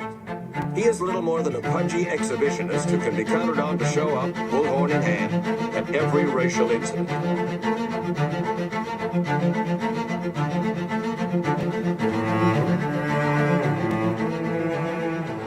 often quote Mark Twain saying, the two most important moments in life is the moment you are born and the moment you find out why you were born. I had a very troubling conversation the other day that prompted me to do this little video. Young man that I've known a while came to me and he was crushed. I mean, really crushed, because people were criticizing his work. He's in the ministry, but he's also an actor. And he said he couldn't understand why people were jumping all over, criticizing him, trying to find scandalous and derogatory things about him. And I told him, I said, you know, you're very young. You don't know the road I've traveled. They called me everything but a child of God. A blabbermouth, a loudmouth, too flamboyant, an agitator, a racist, I had to learn. Yeah, right. I was not defined by how others saw me. I was defined by how I saw myself and whether I was being true to myself. Some of you watching this don't like me. And it doesn't matter as long as I know what I'm doing. And I like me for being real. So I'm doing this video to say to you, whoever you are and whatever you do, you may not be in ministry or social justice, none of this stuff, but don't live your life worried about opposition or people that don't like you. You can turn that around. Use me as an example. The same people that called me a scam artist, a con artist, a sellout, or racial hustler and all, I kept going. And the people I respected started respecting and publicly embracing my work. When Coretta Scott King, the widow of Dr. Martin Luther King Jr., had this to say about Al Sharpton. A leader who has protested injustice with a passionate, unrelenting commitment to nonviolent action in the spirit and tradition of Martin Luther King Jr. And I am talking about your leader, our leader, the Reverend Al Sharpton. The other thing that hasn't changed is the National Action Network's commitment to fight injustice and inequality here in New York City and across America. And that's not only a testament to Reverend Sharpton, it's a testament to all of you who are here tonight. First and foremost, to Reverend Sharpton. I saw him when he first came on the scene, and I have marveled at his tenacity, at the development of his intellect, and his devotion to our movement, and much he has contributed to the world we are experiencing. I am honored, and I must say that when I had my debate with Dr. King on the issue of the church and religion, he didn't warn me that after his departure, his space would be filled by another preacher, and that preacher would be Al Sharpton. All you want in life is people that matter to you to say you did all right. And more important, that you can look in the mirror and say you did all right. Thank you, Rev. Thanks for that introduction. Look, we've known each other for a long time. I'm grateful not only for your leadership and partnership, but quite frankly, more importantly, for your friendship. And thanks to all of you, members of our nation's most important civil rights organization. You have been, over all of your years, such an extraordinary leader. You are a voice of truth, a voice of conscience, a voice of practicality around what we must address and what we can do. And I thank you so much for your friendship. I remember that most of the youth around Al's age, he was about 12, wanted to be like Connie Hawkins, a great basketball player, legend, or Earl the Pearl, or Clyde Frazier. Al wanted to be like Adam Powell, a powerful preacher with a social justice gospel. He was very close to, at that time, the Reverend William Augustus Jones, powerful preacher and social justice advocate, and Reverend Gardner Taylor State right down the street, and Bishop Washington, whose church he came from, and Reverend Sandy Ray. He wanted to be like these giant preachers. He wanted them to have the edge, however, of the King's social justice dimension. He wanted to be like them, now he's one of them. Perhaps taller than most of them because of the risks he has taken and the reward God has given him with his gift. I remember so well that first escorted him to jail. He was around 13 years old, with the jail fighting the ANP. He was in the lineage of our struggle. He grew up in it. He didn't just We didn't just see him on TV one night. He didn't happen. He came bottom up, not top down.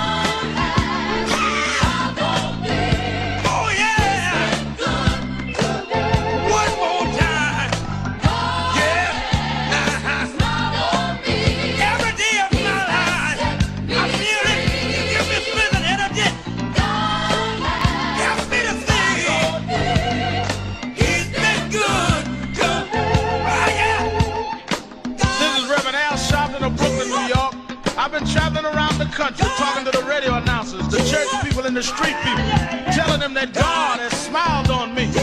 God has smiled on you if you got breath in your body. If he woke you up this morning and started you on your way. But I want to tell you some stories of people that God smiled on. We know the story of Dr. Martin Luther King, how he started way back in Montgomery, Alabama in 1955, trying just to get dignity, trying to get respect. And he went all the way to the mountaintop. But he didn't forget about the brothers in the valley. He didn't forget about those trapped in the alley. And I hear Brother Martin King say, God has smiled on me. He's been good to me. Let me tell you, God has smiled on me. It's been so good to me. Then I see as Dr. King went on, another man stepping to the forefront by the name of John F. Kennedy, who rose up and said, let's not stand back. Let's not wait for a handout. Let's wait for a way out. He said, ask not what your country can do for you, but what you can do for your country. He said, don't us gravel and don't us moan, because God doesn't smile on us. We have Let me say it. God has smiled on me. He has set me free. Let me say it. Keeping it real. I am your host, Reverend Al Sharpton. Is Exhale Friday. Let's go to the sage from the south, Brother Jihad. Brother Jihad, you're keeping it real with Al Sharpton. Hey, good afternoon, my brother. Good afternoon. Thank you. Reverend Al. First, I want to talk about the engagement with Powell and Trump yesterday. Right. And Powell, did you notice, a planned sabotage. He gets there, both of them are standing up there talking. He talks about the dollar cost. Yeah, Reverend Williams.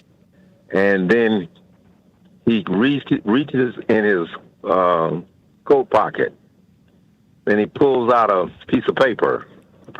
Right. And it talks about the numbers that he suggested that Powell said, I never heard of that, or I haven't seen that Right. yet. Right. Now, Powell is in charge of that particular entity, but Trump has a paper with a quote on it that Powell hasn't seen. Right. When Powell looks at the quote, Powell says, "Oh, you're adding this other building in." Right. Right. Now the news media won't repeat it. They won't repeat the whole conversation to show how trickery he was, or trying to be. The same thing he did with the visitors to the White House with the South African president. Right. With everybody he brings in, they got a scheme going, and they had the scheme prior to the people getting there. I mean, the guy's evil, Reverend Al, to be honest with you. He's an evil person. We used to have a saying in the Nation of Islam, and this is going to my second topic, where there was a question asked, why does the devil keep us away from his social equality? And the answer to the question was because if he allowed us in, we will find out how filthy he is and all of his affairs, and we will run him from among us. That was a lesson that we used to teach in the nation. Now, here, the Democrats need to be very careful on this Epstein issue. And I'll walk you through this real quick. You know what I mean? Both parties, historically, have been in office during this Epstein scenario, correct? Correct. Right. Both parties have had the Justice Department and the FBI in charge of those files, or have had access to those files. Correct. Both parties. Correct. So it shouldn't be a surprise to either party what's in the file. The question should be asked, why didn't, like one of the things the Republicans say, well, if the Democrats knew Trump was in there, why didn't they say something? They would have used it if he was in there. Well, the reality of it is this is not a Democrat or Republican issue. This is a much bigger issue than the Democrats and the Republicans. This is Epstein spying on powerful Americans, both parties, setting up this island situation to get garbage on big political and powerful people, whether they were Democrats or Republicans. That's right. Both parties knew what was in this information. The caveat comes because Trump has these what do you call them, MAGAs, and he ran on this issue so hard until the MAGAs were convinced that only the Democrats was in the paperwork. But Trump and all the other people know that both of them are in the paperwork. I agree. Both Democrats and Republicans, just powerful people. Right. You understand what I'm saying? So the MAGAs have put Trump in a bad situation because they won't back off, right? So because they won't back off, now the public is demanding more information.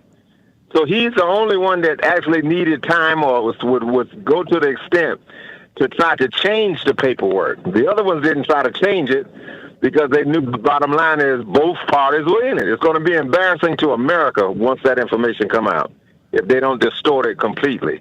It's going to be embarrassing to European leaders. It's going to be embarrassing to Israel. It's going to be embarrassing to everybody. You're going to see a major scheme of a guy that was just a principal or just a teacher or something like that, and became prominent and powerful enough to buy an island and have all of these powerful, influential people who will make major political decisions be affected by when they made the wrong decision being exposed. So if I was a Democrat, I wouldn't just jump too quick or frame this thing as a Republican issue. This is a powerful people in both the Democratic and the Republican Party and independent and rich, powerful people issue. And it's going to embarrass a lot of people. And the regular people will, at the end of this thing, wonder how could these people be so cruel and so evil and so sinister to traffic young girls for pleasure. No, it is. I totally agree with what you're saying. It is the unraveling of this country that that's right. You and I are witnessing because all of the things he didn't hit them, but when you bring in the trafficking of young girls, their daughters, some of them, I mean, even the Oath Keepers saying, "Wait a minute, no, y'all gonna have to tell us everything," because there is a line that everybody has that you can't cross. That's right. And I think they are so wicked, Jihad, that they didn't think anybody would, Trump thought, let it go. And when it started going, he couldn't put the genie back in the bottle. To the extent that he insulted his people and called them stupid. He did. And ignorant. He did. You understand what I'm saying? Yes, sir. And then I think one of the callers earlier said something about the polls say that basically the independents have dropped almost 20% in their support for Trump. Right. You know what I mean? And most of his people are still on board. Right. But the reality of it is that this particular issue here will be the dividing block onto whether or not you're going to be, or you stand for morality or you stand for decency. And it's also going to expose a lot of political stuff that really will go back, 20, 30, 40, 50 years, where people have been spying on America before, and all kinds of stuff is going to pop up. And that's what both parties were interested in protecting or keeping from the American people. Keep in mind, Reverend, you don't have to have a secret if it's the truth. I love it. You shouldn't have to hide stuff, right? If it's the truth, why do you hide it? You know what I mean? And why is it a secret if it's the truth? All of the people should be able to hear it and feel it and not be offended. But I appreciate you, Reverend Al. I appreciate you. Good to hear your voice. Thank you for it. We're joined as we are every Friday for the last hour of the week by the senior pastor of the King Solomon Baptist Church, historic King Solomon in Detroit, Michigan, the Reverend Charles Williams II. How you doing, Reverend? As well, all is well, and it's always good to be with you on yet another Exhale Friday. You know, Rev, we're just a few weeks away from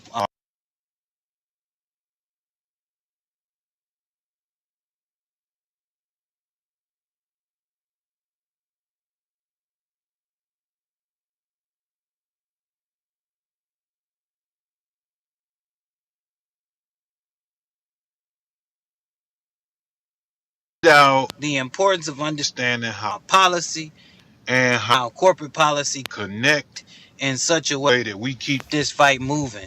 Never been a march on Wall Street. Never been a march on Wall Street. But this is now the time that we make a significant contribution from the slave block to the bull. We are preparing ourselves to march on Wall Street in New York on August the 28th. And really, my excel, when I think about the Epstein, when I think about the DEI, when I think about all of those different issues that are ahead of us, I know very clearly that this march on Wall Street is going to show our collective power, going to show our collective force. So I want to remind folks to go to nationalactionnetwork.net, join us, prepare for the march on Wall Street, be at the march on Wall Street. Get engaged now, get to talking points, and let us know that you're going to be there, because this is going to be our time where we're going to show up, we're going to show out, we're going to send a message very clear that our issues matter and that we want to see at the table. All right, Reverend Williams, you firing them up. I think you're right. Let me read some of our messages. X Williams says, good afternoon. Meet Up, Speak Up is saying, my opinion, next mayor, hopefully Mr. Solomon Kinlock for Detroit. That's right, y'all got a mayor's race there. And Richard Sapp says Taco Man has put himself in a bad situation, and jihad is talking because it should be exposed no matter who's involved because of the abuse of children. And I think that's right. And I think that's what jihad was saying. That's all of us is saying. No question about it. Nobody ought to get a pass on this. Trafficking children. I mean, come on. If you got any seed of morality at all. Let's take a break. We'll be right back. Keeping it real. Sharpton. Be right back. Look at the story. We celebrated Good Friday and Easter just a couple of weeks ago. Well, there's a message in that. I heard a preacher talk about this the other week. The thing that people forget, I want you to keep this in mind, is they crucified Jesus. Those of us that are Christian believe they hung him on a cross, maligned him, mocked him. Wasn't enough to nail him. They mocked him, saying if you be the king of the Jews, step down and deliver yourself. Mocked him. Ridiculed him. He wanted water, they gave him vinegar. Crowned him with a crown of thorns. When they should be giving you your celebratory, they're going to give you some attacks. But the end of the story was they went and laid him in Joseph's tomb. Didn't even have a family tomb. Didn't have insurance like some of us. Laid him in a borrowed tomb. But the third morning, this is the story they tell it. The third morning, when they came to where they laid him, he wasn't there. My message is to you today that don't let them catch you where they laid you. They may kill your name. They may crucify your character. They may tell you you are nothing from nowhere. But when they come to where they laid you, let you be gone on to somewhere else. I've been called everything but a child of God. They said I'd be nothing going nowhere. They castigated us. They called us troublemakers. They called us loudmouth. And when they came to see me go to jail, I wasn't there. They catch me on MSNBC now. They catch me leading marches now. I serve a God that not only will go through the crucifixion, but will bring you through the resurrection. We're going to resurrect in the city. Stand up, black man. Stand up, black woman. This is our time.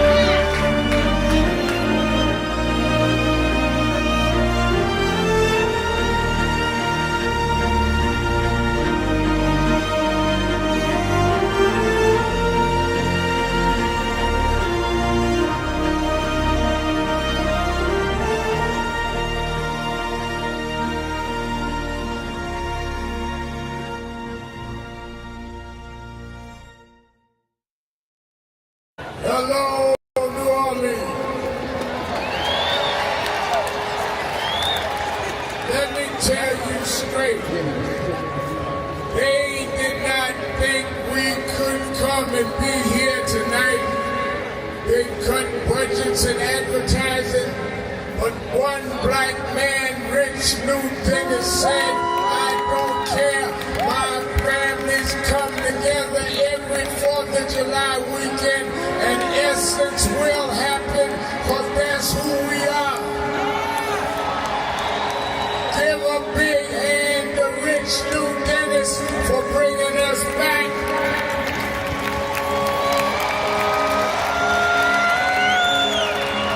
Why do we come? Because the essence of who we are is essential to what made this nation. We built this nation. We made this nation. We created the essential dollars that this nation lives off of. We don't care what bill they pass. We will not back up. We will not back down. We will not give in. We will not be chased out. We don't care who's in the White House. We will organize our house by house.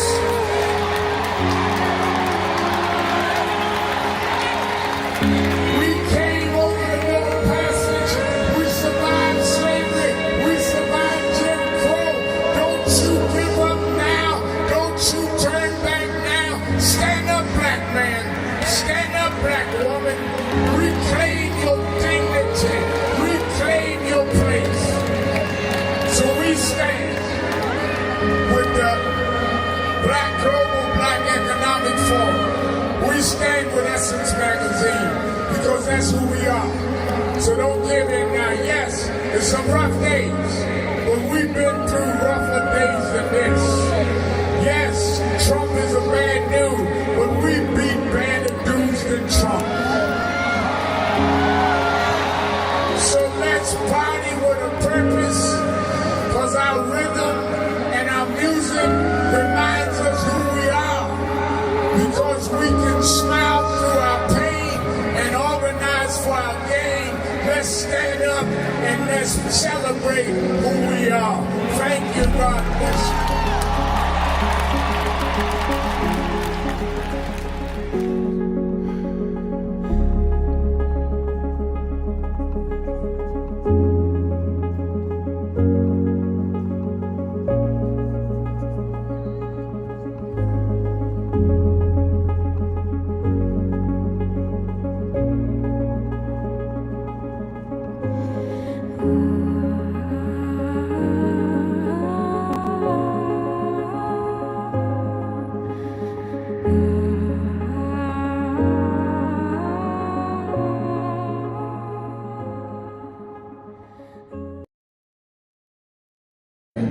Of reference. 400 years later, it's time to do some assessing where we came from. While Alabama, Georgia, and South Carolina, and Mississippi take the hits, the real trade market for commerce and cotton was New York. the port of New York.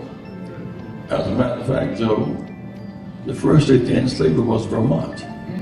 It was all the way up the coast. The big shipbuilders became enriched off of our enslavement. Say our people are not slaves, they are our ancestors. They may be slaves to the person, but they're our ancestors, they're our foreparents. The money is made off of the commodity. We were the commodity in the commodity exchange. And they would import Africans, they export cotton and tobacco. And they built the whole economic system around Wall Street. Africans, because they feared the Indians would attack the Dutch, built a wall on Wall Street. That's what they named it, Wall Street. It's the Africans, with logs and trees, they built a wall around Wall Street to keep the Indians from attacking the Dutch. So Wall Street was named after us.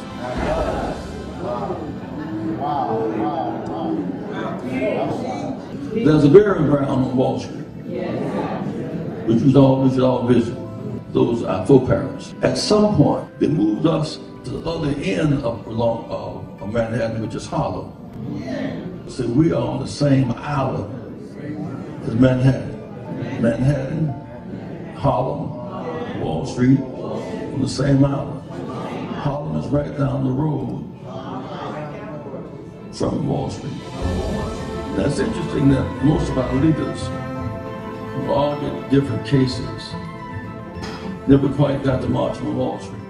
That was Reverend Jesse Jackson speaking at National Action Network's House of Justice in 2020, saying that we ignored dramatizing, putting the spotlight on the economic inequalities, the economic issues of this country by never having marched on Wall Street en masse.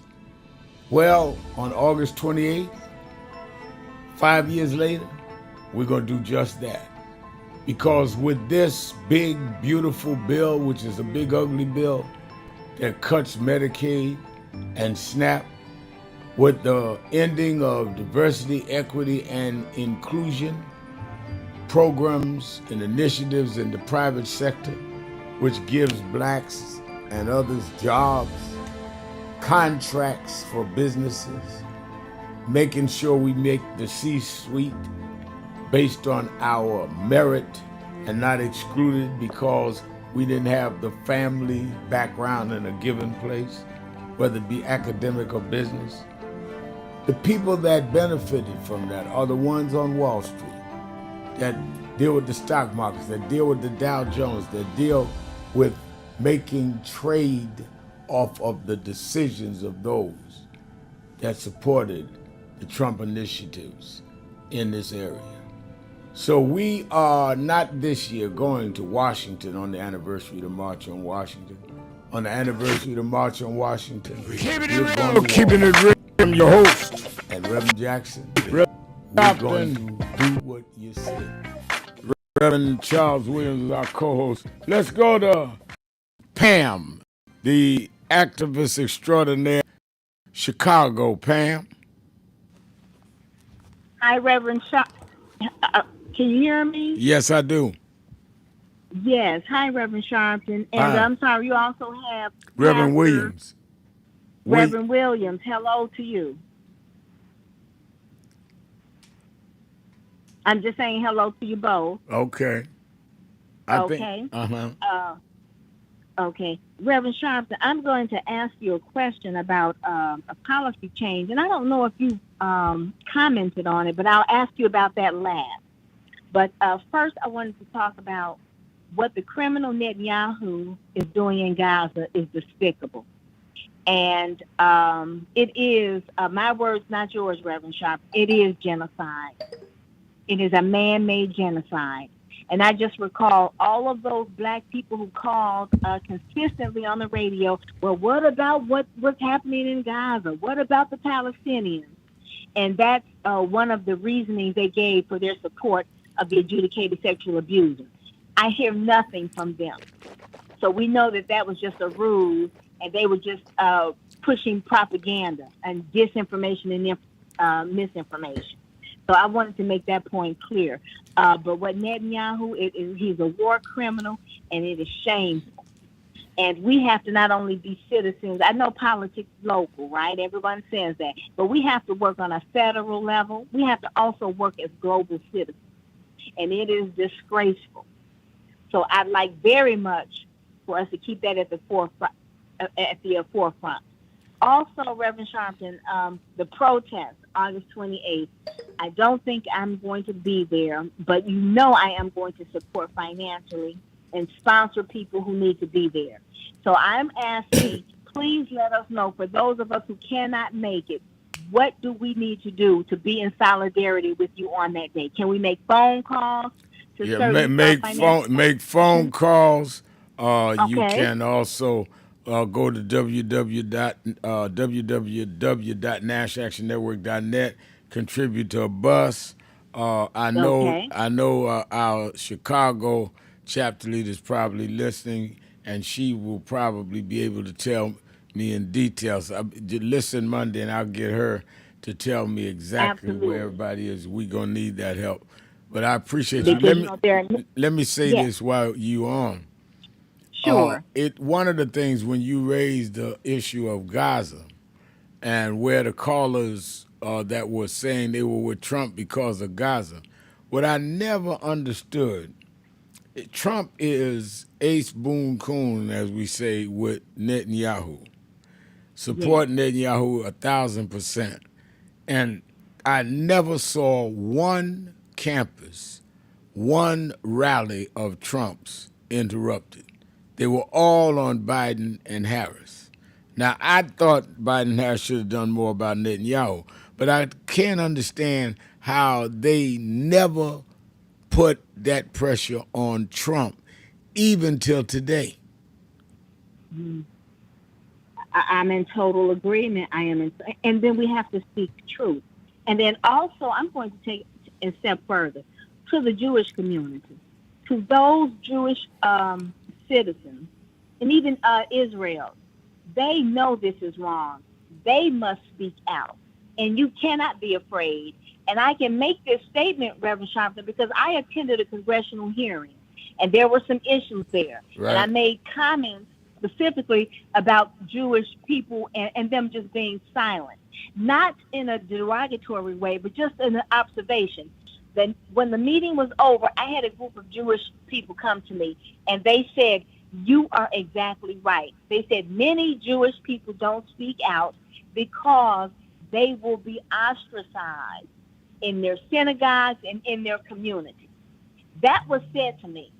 And so I understand that pressure, but it is time for, we have some powerful Jewish people in this country. They need to speak out on what is right. Nobody is in agreement with what Hamas did. But the innocent lives that they're taking out, the children that are being starved, malnourished. Literally starved. Absolutely. It is despicable. And this is going to be another one of those events where we say, what did the United States do? Where do we stand? I'm asking the Jewish community, and Reverend Sharpton, as you move about and talk to rabbis, ask them, be held accountable and speak out and stop this. And like I said, I believe there are enough power for Jewish people, business leaders, elected officials, who can put pressure and stop this.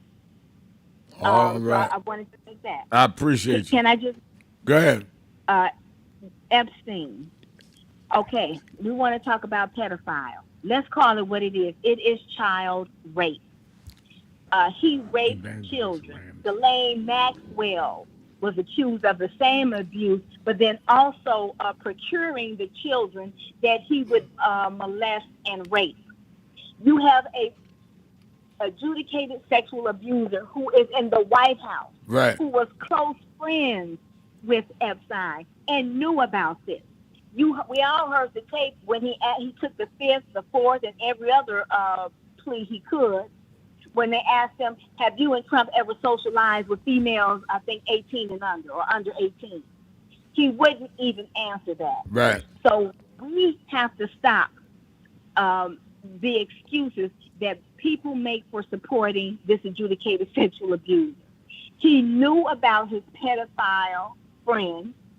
He socialized with him. And if you are still in his corner, you are complicit and part of the problem. And I'm serious about that. Time out for those who are going along with this sexual predator and his friends. The man said he would date his daughter.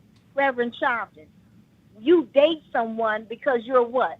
Interested in them, sexually attracted to them, visually attracted to them. Right. You have daughters, Reverend Sharpton. I know in your mind, never ever have you thought and looked at your beautiful daughters and said, I want to date them. Right. No, that's people, unthinkable. Thank you. But they want to make it like we're the problem. No, if you supported this adjudicated sexual abuser, I believe the women who accused him of rape, I believe those women, then the problem is you. And we have got to put a stop to this. Next, I wanted to talk about the pastors in the pulpit, and I wanted to ask the question. Oh, one more thing. Cornell Belcher participated in the Black Pact poll, Reverend Sharpton. They just conducted that. And I hope you would have him on the radio as well as talk to him and maybe see if you want to have him on Politics. Yeah, that's a good idea. That's a great idea. Because some interesting information came from that. It's a Black Pact poll. So if you would please, and that would be informative to us. Now for my question. I know I put a lot out there, but I just want us to do the decent thing and speak out against child rape. Because that's what, and this is not just having sex with children. This is all kind of violence against children and abuse. And I'm not with that, never have, never will be, and I'm calling it out on all counts. My last question. Reverend Sharpton, did you comment on the IRS, the policy change that I think Trump said now you all could, the pastors could endorse? Oh, yeah, we did a show on that. We did the Politics Nation on it. And I had a national Zoom call with 392 pastors saying that we got to be very careful. That could cut both ways. I'll talk about it. Thank you. I will talk about it after the break. Hold your call. I'll be right back with Reverend Williams right after the break. And I'm reading Evangelist Ramsey says, good afternoon, Reverend Sharpton. I'm here getting ready. $5,000. That's the average amount of money people in the U.S. are now spending on gas in a year. $5,000. That's crazy.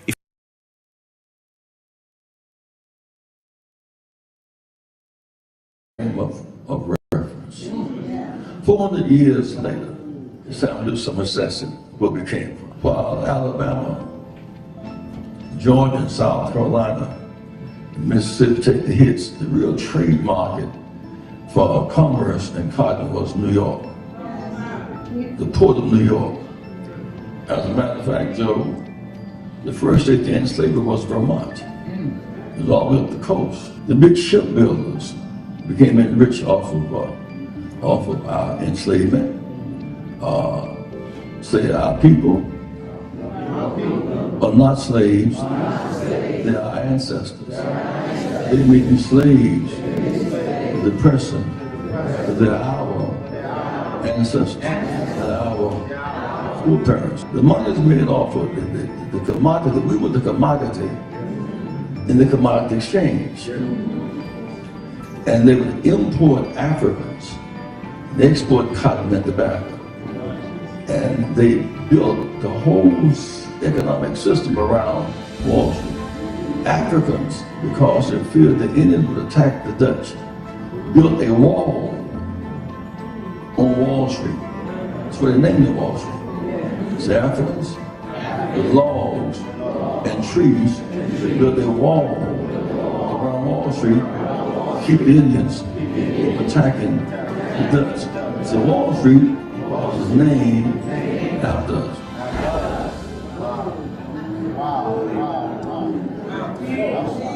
There's a burial ground on Wall Street. which we should all visit. Those are our foreparents. At some point, they moved us to the other end of Manhattan, which is Harlem. So we are on the same island as Manhattan.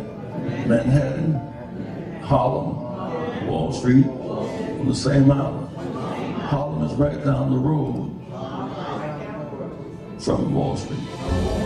That's interesting that most of our leaders, who all get different cases, never quite got to march on Wall Street.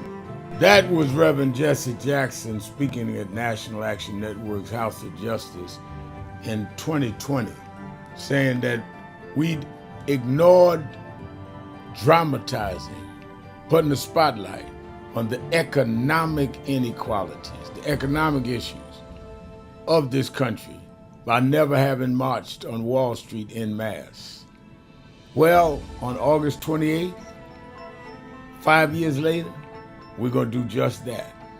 Because with this big, beautiful bill, which is a big, ugly bill that cuts Medicaid and SNAP, with the ending of diversity, equity, and inclusion programs and initiatives in the private sector, which gives blacks and others jobs, contracts for businesses, making sure we make the C-suite based on our merit and not excluded because we didn't have the family background in a given place, whether it be academic or business. The people that benefited from that are the ones on Wall Street that deal with the stock markets, that deal with the Dow Jones, that deal with making trade off of the decisions of those that supported the Trump initiatives in this area. So we are not this year going to Washington on the anniversary of the March on Washington. On the anniversary of the March on Washington, we're going to Wall Street. And Reverend Jackson, we're going to do what you said. Thousands of us are going to nonviolently but firmly come and say that the dream cannot be deferred by tax cuts for the rich and cutting those out that need food assistance, that need support with health care and other economic policies that have choked the middle class and the poor. August 28, 2025, go to www.nationalactionnetwork.net, get the details. Meet us 10 a.m. at the African Burial Ground and be ready to march. Buses are coming from all over the country. Go to that website or call 1-877-626-4651. No justice, no peace.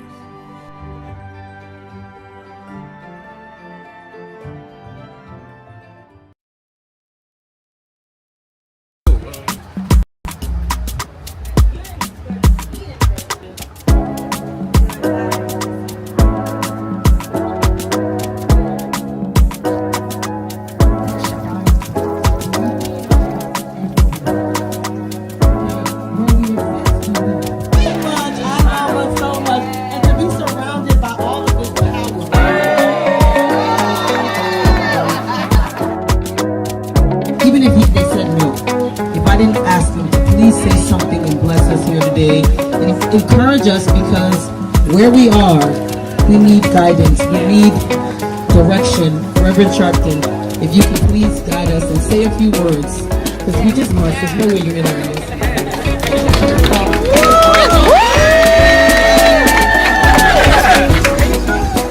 Baku is so special to all of us. And what has happened this week, let me tell you, Baku and Rich Dennis and the rest will not tell you, against all obstacles, they said we're going to make this happen. I was here 31 years ago when Essence Music Festival started. I've spoken at every one for 31 years. They wanted to stop this. They ended DEI. But just because they ended DEI, we will not DIE. We are indebted to these sisters because they reconnect us. You are strong not by your branches. You are strong by your roots. And the reason that this will survive is the roots that they have brought us from the motherland. Tell us that we're stronger than the waters that we had to pass over. And if we go back to the roots, we can take the waves and the storms of the ocean. Because God brought us here to save the human race. And that's why we're here. God bless Baku, bless you. Bless Evangelist Ramsey.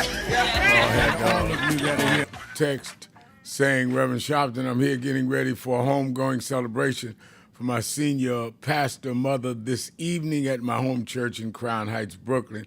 Keep us in your prayers, and may God continue to keep and bless you. See you at the House of Justice in the morning. And certainly she's in our prayers. Go ahead. You were going to ask one last question, Pam. Yes. Yes. Thank you, Reverend Sharpton. Yes, thank you for just letting me get this out. So I want to ask you regarding this policy, this new from IRS. Please, Reverend Sharpton, advise the pastors not to fall for the okie doke. Please ask them to continue to do what they've been doing, not endorsing, but pushing policies that would help the poor and encouraging people in that way, but not to endorse, because I just think that is a setup. And we need our churches, we need our civil rights organizations, and I hope that all of us are supporting NAN, Rainbow Push, NAACP, all of the churches that are doing the work, Reverend Sharpton. It is critical, and it's going to be critical to rebuilding. It's going to be critical to taking this election cycle. So I just want to make sure that our churches and our pastors, please don't fall for that IRS scam. It's a scam. That policy change would be a scam. It would hurt black pastors. I'll hang up and listen. Thank you, Reverend Shaw. All right. Thank you for your call. Don't forget, let me say by way of announcements, don't forget that we will be at the House of Justice in the morning. Evangelist Ramsey said in her note, Saturday morning action rally, I'll be there 9 a.m. to 11 a.m. at the House of Justice in Harlem, 145th Street and Lenox Avenue. Make sure you're there 9 a.m. to 11 a.m. You that are not in the New York area, you can watch it live on Impact Television. And then don't forget tomorrow evening and Sunday evening, 5 p.m. Eastern Time, both nights. Watch Politics Nation with Al Sharpton live at 5 p.m. Tomorrow night, I'm going to deal deep into why they're trying to redistrict 5 congressional seats in Texas and knock out the black elected congressman. We'll have one of them on, Congressman Mark Vesey, black congressman from Texas, what they're doing there about this redistricting, because that's going to be a roadmap on how they're going to try to do it all over the country. And then a lot of people know about the election or the winning of the primary, hasn't been elected yet, in New York of the assemblyman that has upset everybody becoming the winner of the Democratic nomination that is called himself a Democratic Socialist and a Muslim. And he has won the Democratic primary. And what a lot of people don't know around the country is Omar Fateh, right after the win here, about a week later, a Muslim Democratic Socialist beat the mayor in Minneapolis, Minnesota. I'm going to have him on the air tomorrow night. Most people have not heard of him. And many others. I'm going to deal with Breonna Taylor and others. Then on Sunday evening, I'm going to have Governor Jared Polis, who is the president of the Governors Association. And he's the governor of Colorado, but he's president of the Governors Association. He's going to be on from the Governors Association. I want to ask him how these states can save us from what is going on with this big, ugly bill, and what did they agree in the National Conference of Governors that he is talking to us from. And then I want to talk to Congresswoman Barragan is going to be on, who's of the Democratic Steering and Policy Committee. How are they confronting Trump? And then we'll have the president of the Mayors Association. I'm getting everybody. I'm calling everybody on the carpet, want to know what they're going to do, how they're going to do it, and how it impacts us. Watch both nights, 5 p.m. Eastern Time on MSNBC tomorrow and Sunday. You got the rundown.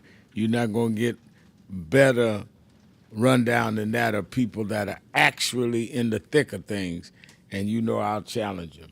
Don't forget, if you have not signed up, sign up now to get all of the information so you can pass it around on the March on Wall Street, August 28th.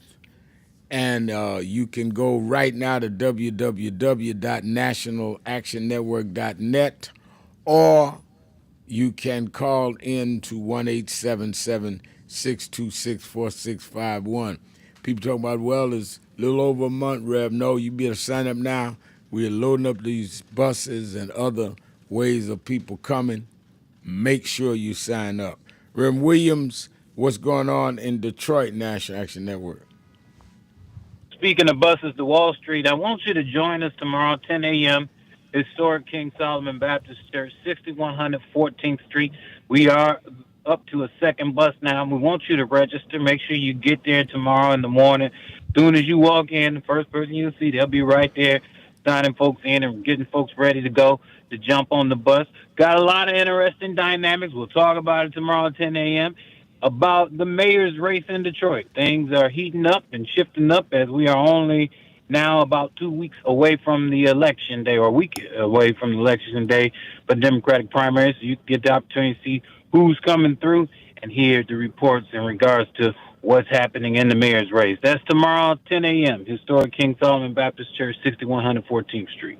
All right, let's go back to the phones. Let's go to Cleveland, Ohio, to the irrepressible, unreplaceable, the president of the Greater Cleveland Chapter of National Action Network, Dr. Marcia McCoy. Let us thank you, our national founder and president, for your vision. The Honorable Reverend Dr. Professor Al Sharpton, thank you so much. Our Midwest Region Executive Director, Reverend Charles Williams II. All roads lead to New York for the March on Wall Street. Orangey, we won't be in Washington. We're going to Wall Street. I repeat, Wall Street. Get on the bus with us by calling us at 216-374-0913, 216-374-0913, 216-374-0913.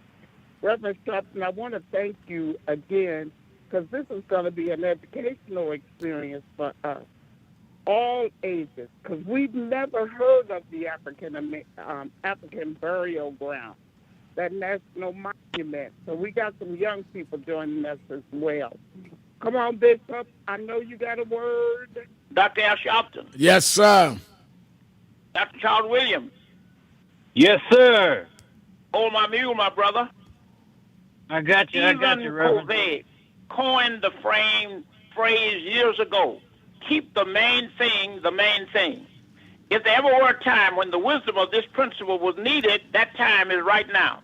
As we speak, there is in power an authoritarian wannabe dictatorship in the U.S. government that is trying to do everything it can to divert the reality of what is transpiring in this country. Surely, the release of the Jeffrey Epstein files is the needed order of the day.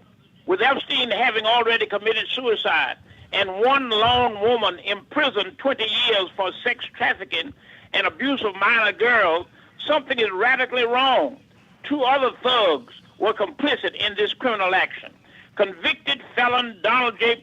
Trump and convicted felon Epstein were joined at the hip in trafficking young females as young as 14 years of age into prostitution and the sex industry.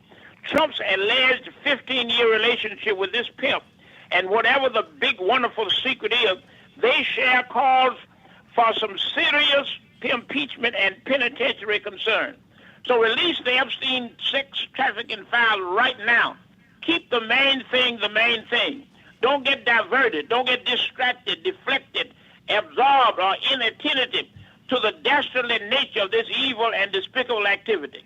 The Cleveland Guardians, the Washington Commanders, President Obama, President Biden, former FBI Director James Comey, no one of these have anything to do with this reprehensible, abominable, obnoxious, nefarious behavior. They alone perpetrated this crime. This president has 34 felony convictions, has told hundreds of lies in his second term, not to mention some 30,000 lies in his first term. So it is not difficult to believe that he is inextricably tied to the lies in this. Keep the heat on. Keep the main thing the main thing. Release the Epstein sex files. These pedophiles need exposure. Keep the heat on. Keep the main thing the main thing. The damage this clown has done to democracy, to public education, to veterans, to Social Security, Medicaid, and Medicare are reprehensible. Denied food to starving children around the world. Cut programs that fund cancer research, Job Corps, and more, and exercise tariffs that increase food prices, inflation, and wreaking havoc on the poor and the needy while cutting taxes for millionaires and billionaires. Disparities are becoming more egregious because this bigoted white supremacist hates black people and brown people, obliterated civil rights, economic rights, and has weaponized the Justice Department to annihilate his so-called designated enemies. More of this, the main thing is that the quicker we get rid of this racist Nazi regime, the better this nation will live up to its creed of justice, equality, freedom for all, regardless of color, creed, and religion. Join the National Action Network, the Reverend Dr. Al Sharpton, the Reverend Dr. Charles Williams, and let us rid this nation of this cancer, this malignant cancer. Thank you, Doctor. All right, thank you. Thank you both, Reverend Cavanis, and of course our own Marcia McCoy. And let me say to you that did not get through, call Monday. I see my man Percy, who's labor organizer extraordinaire, didn't get on. Please call me first on Monday. And let me thank all of you that called in, listened in, you that called in and couldn't get through. Thank you to Reverend Charles Williams. Remember, whatever you do, wherever you go, however you feel, tell somebody, tell anybody, tell everybody. Reverend Al told you personally, keep it real. Keep it real. Keep it real. I'll talk to you Monday. Keep it real.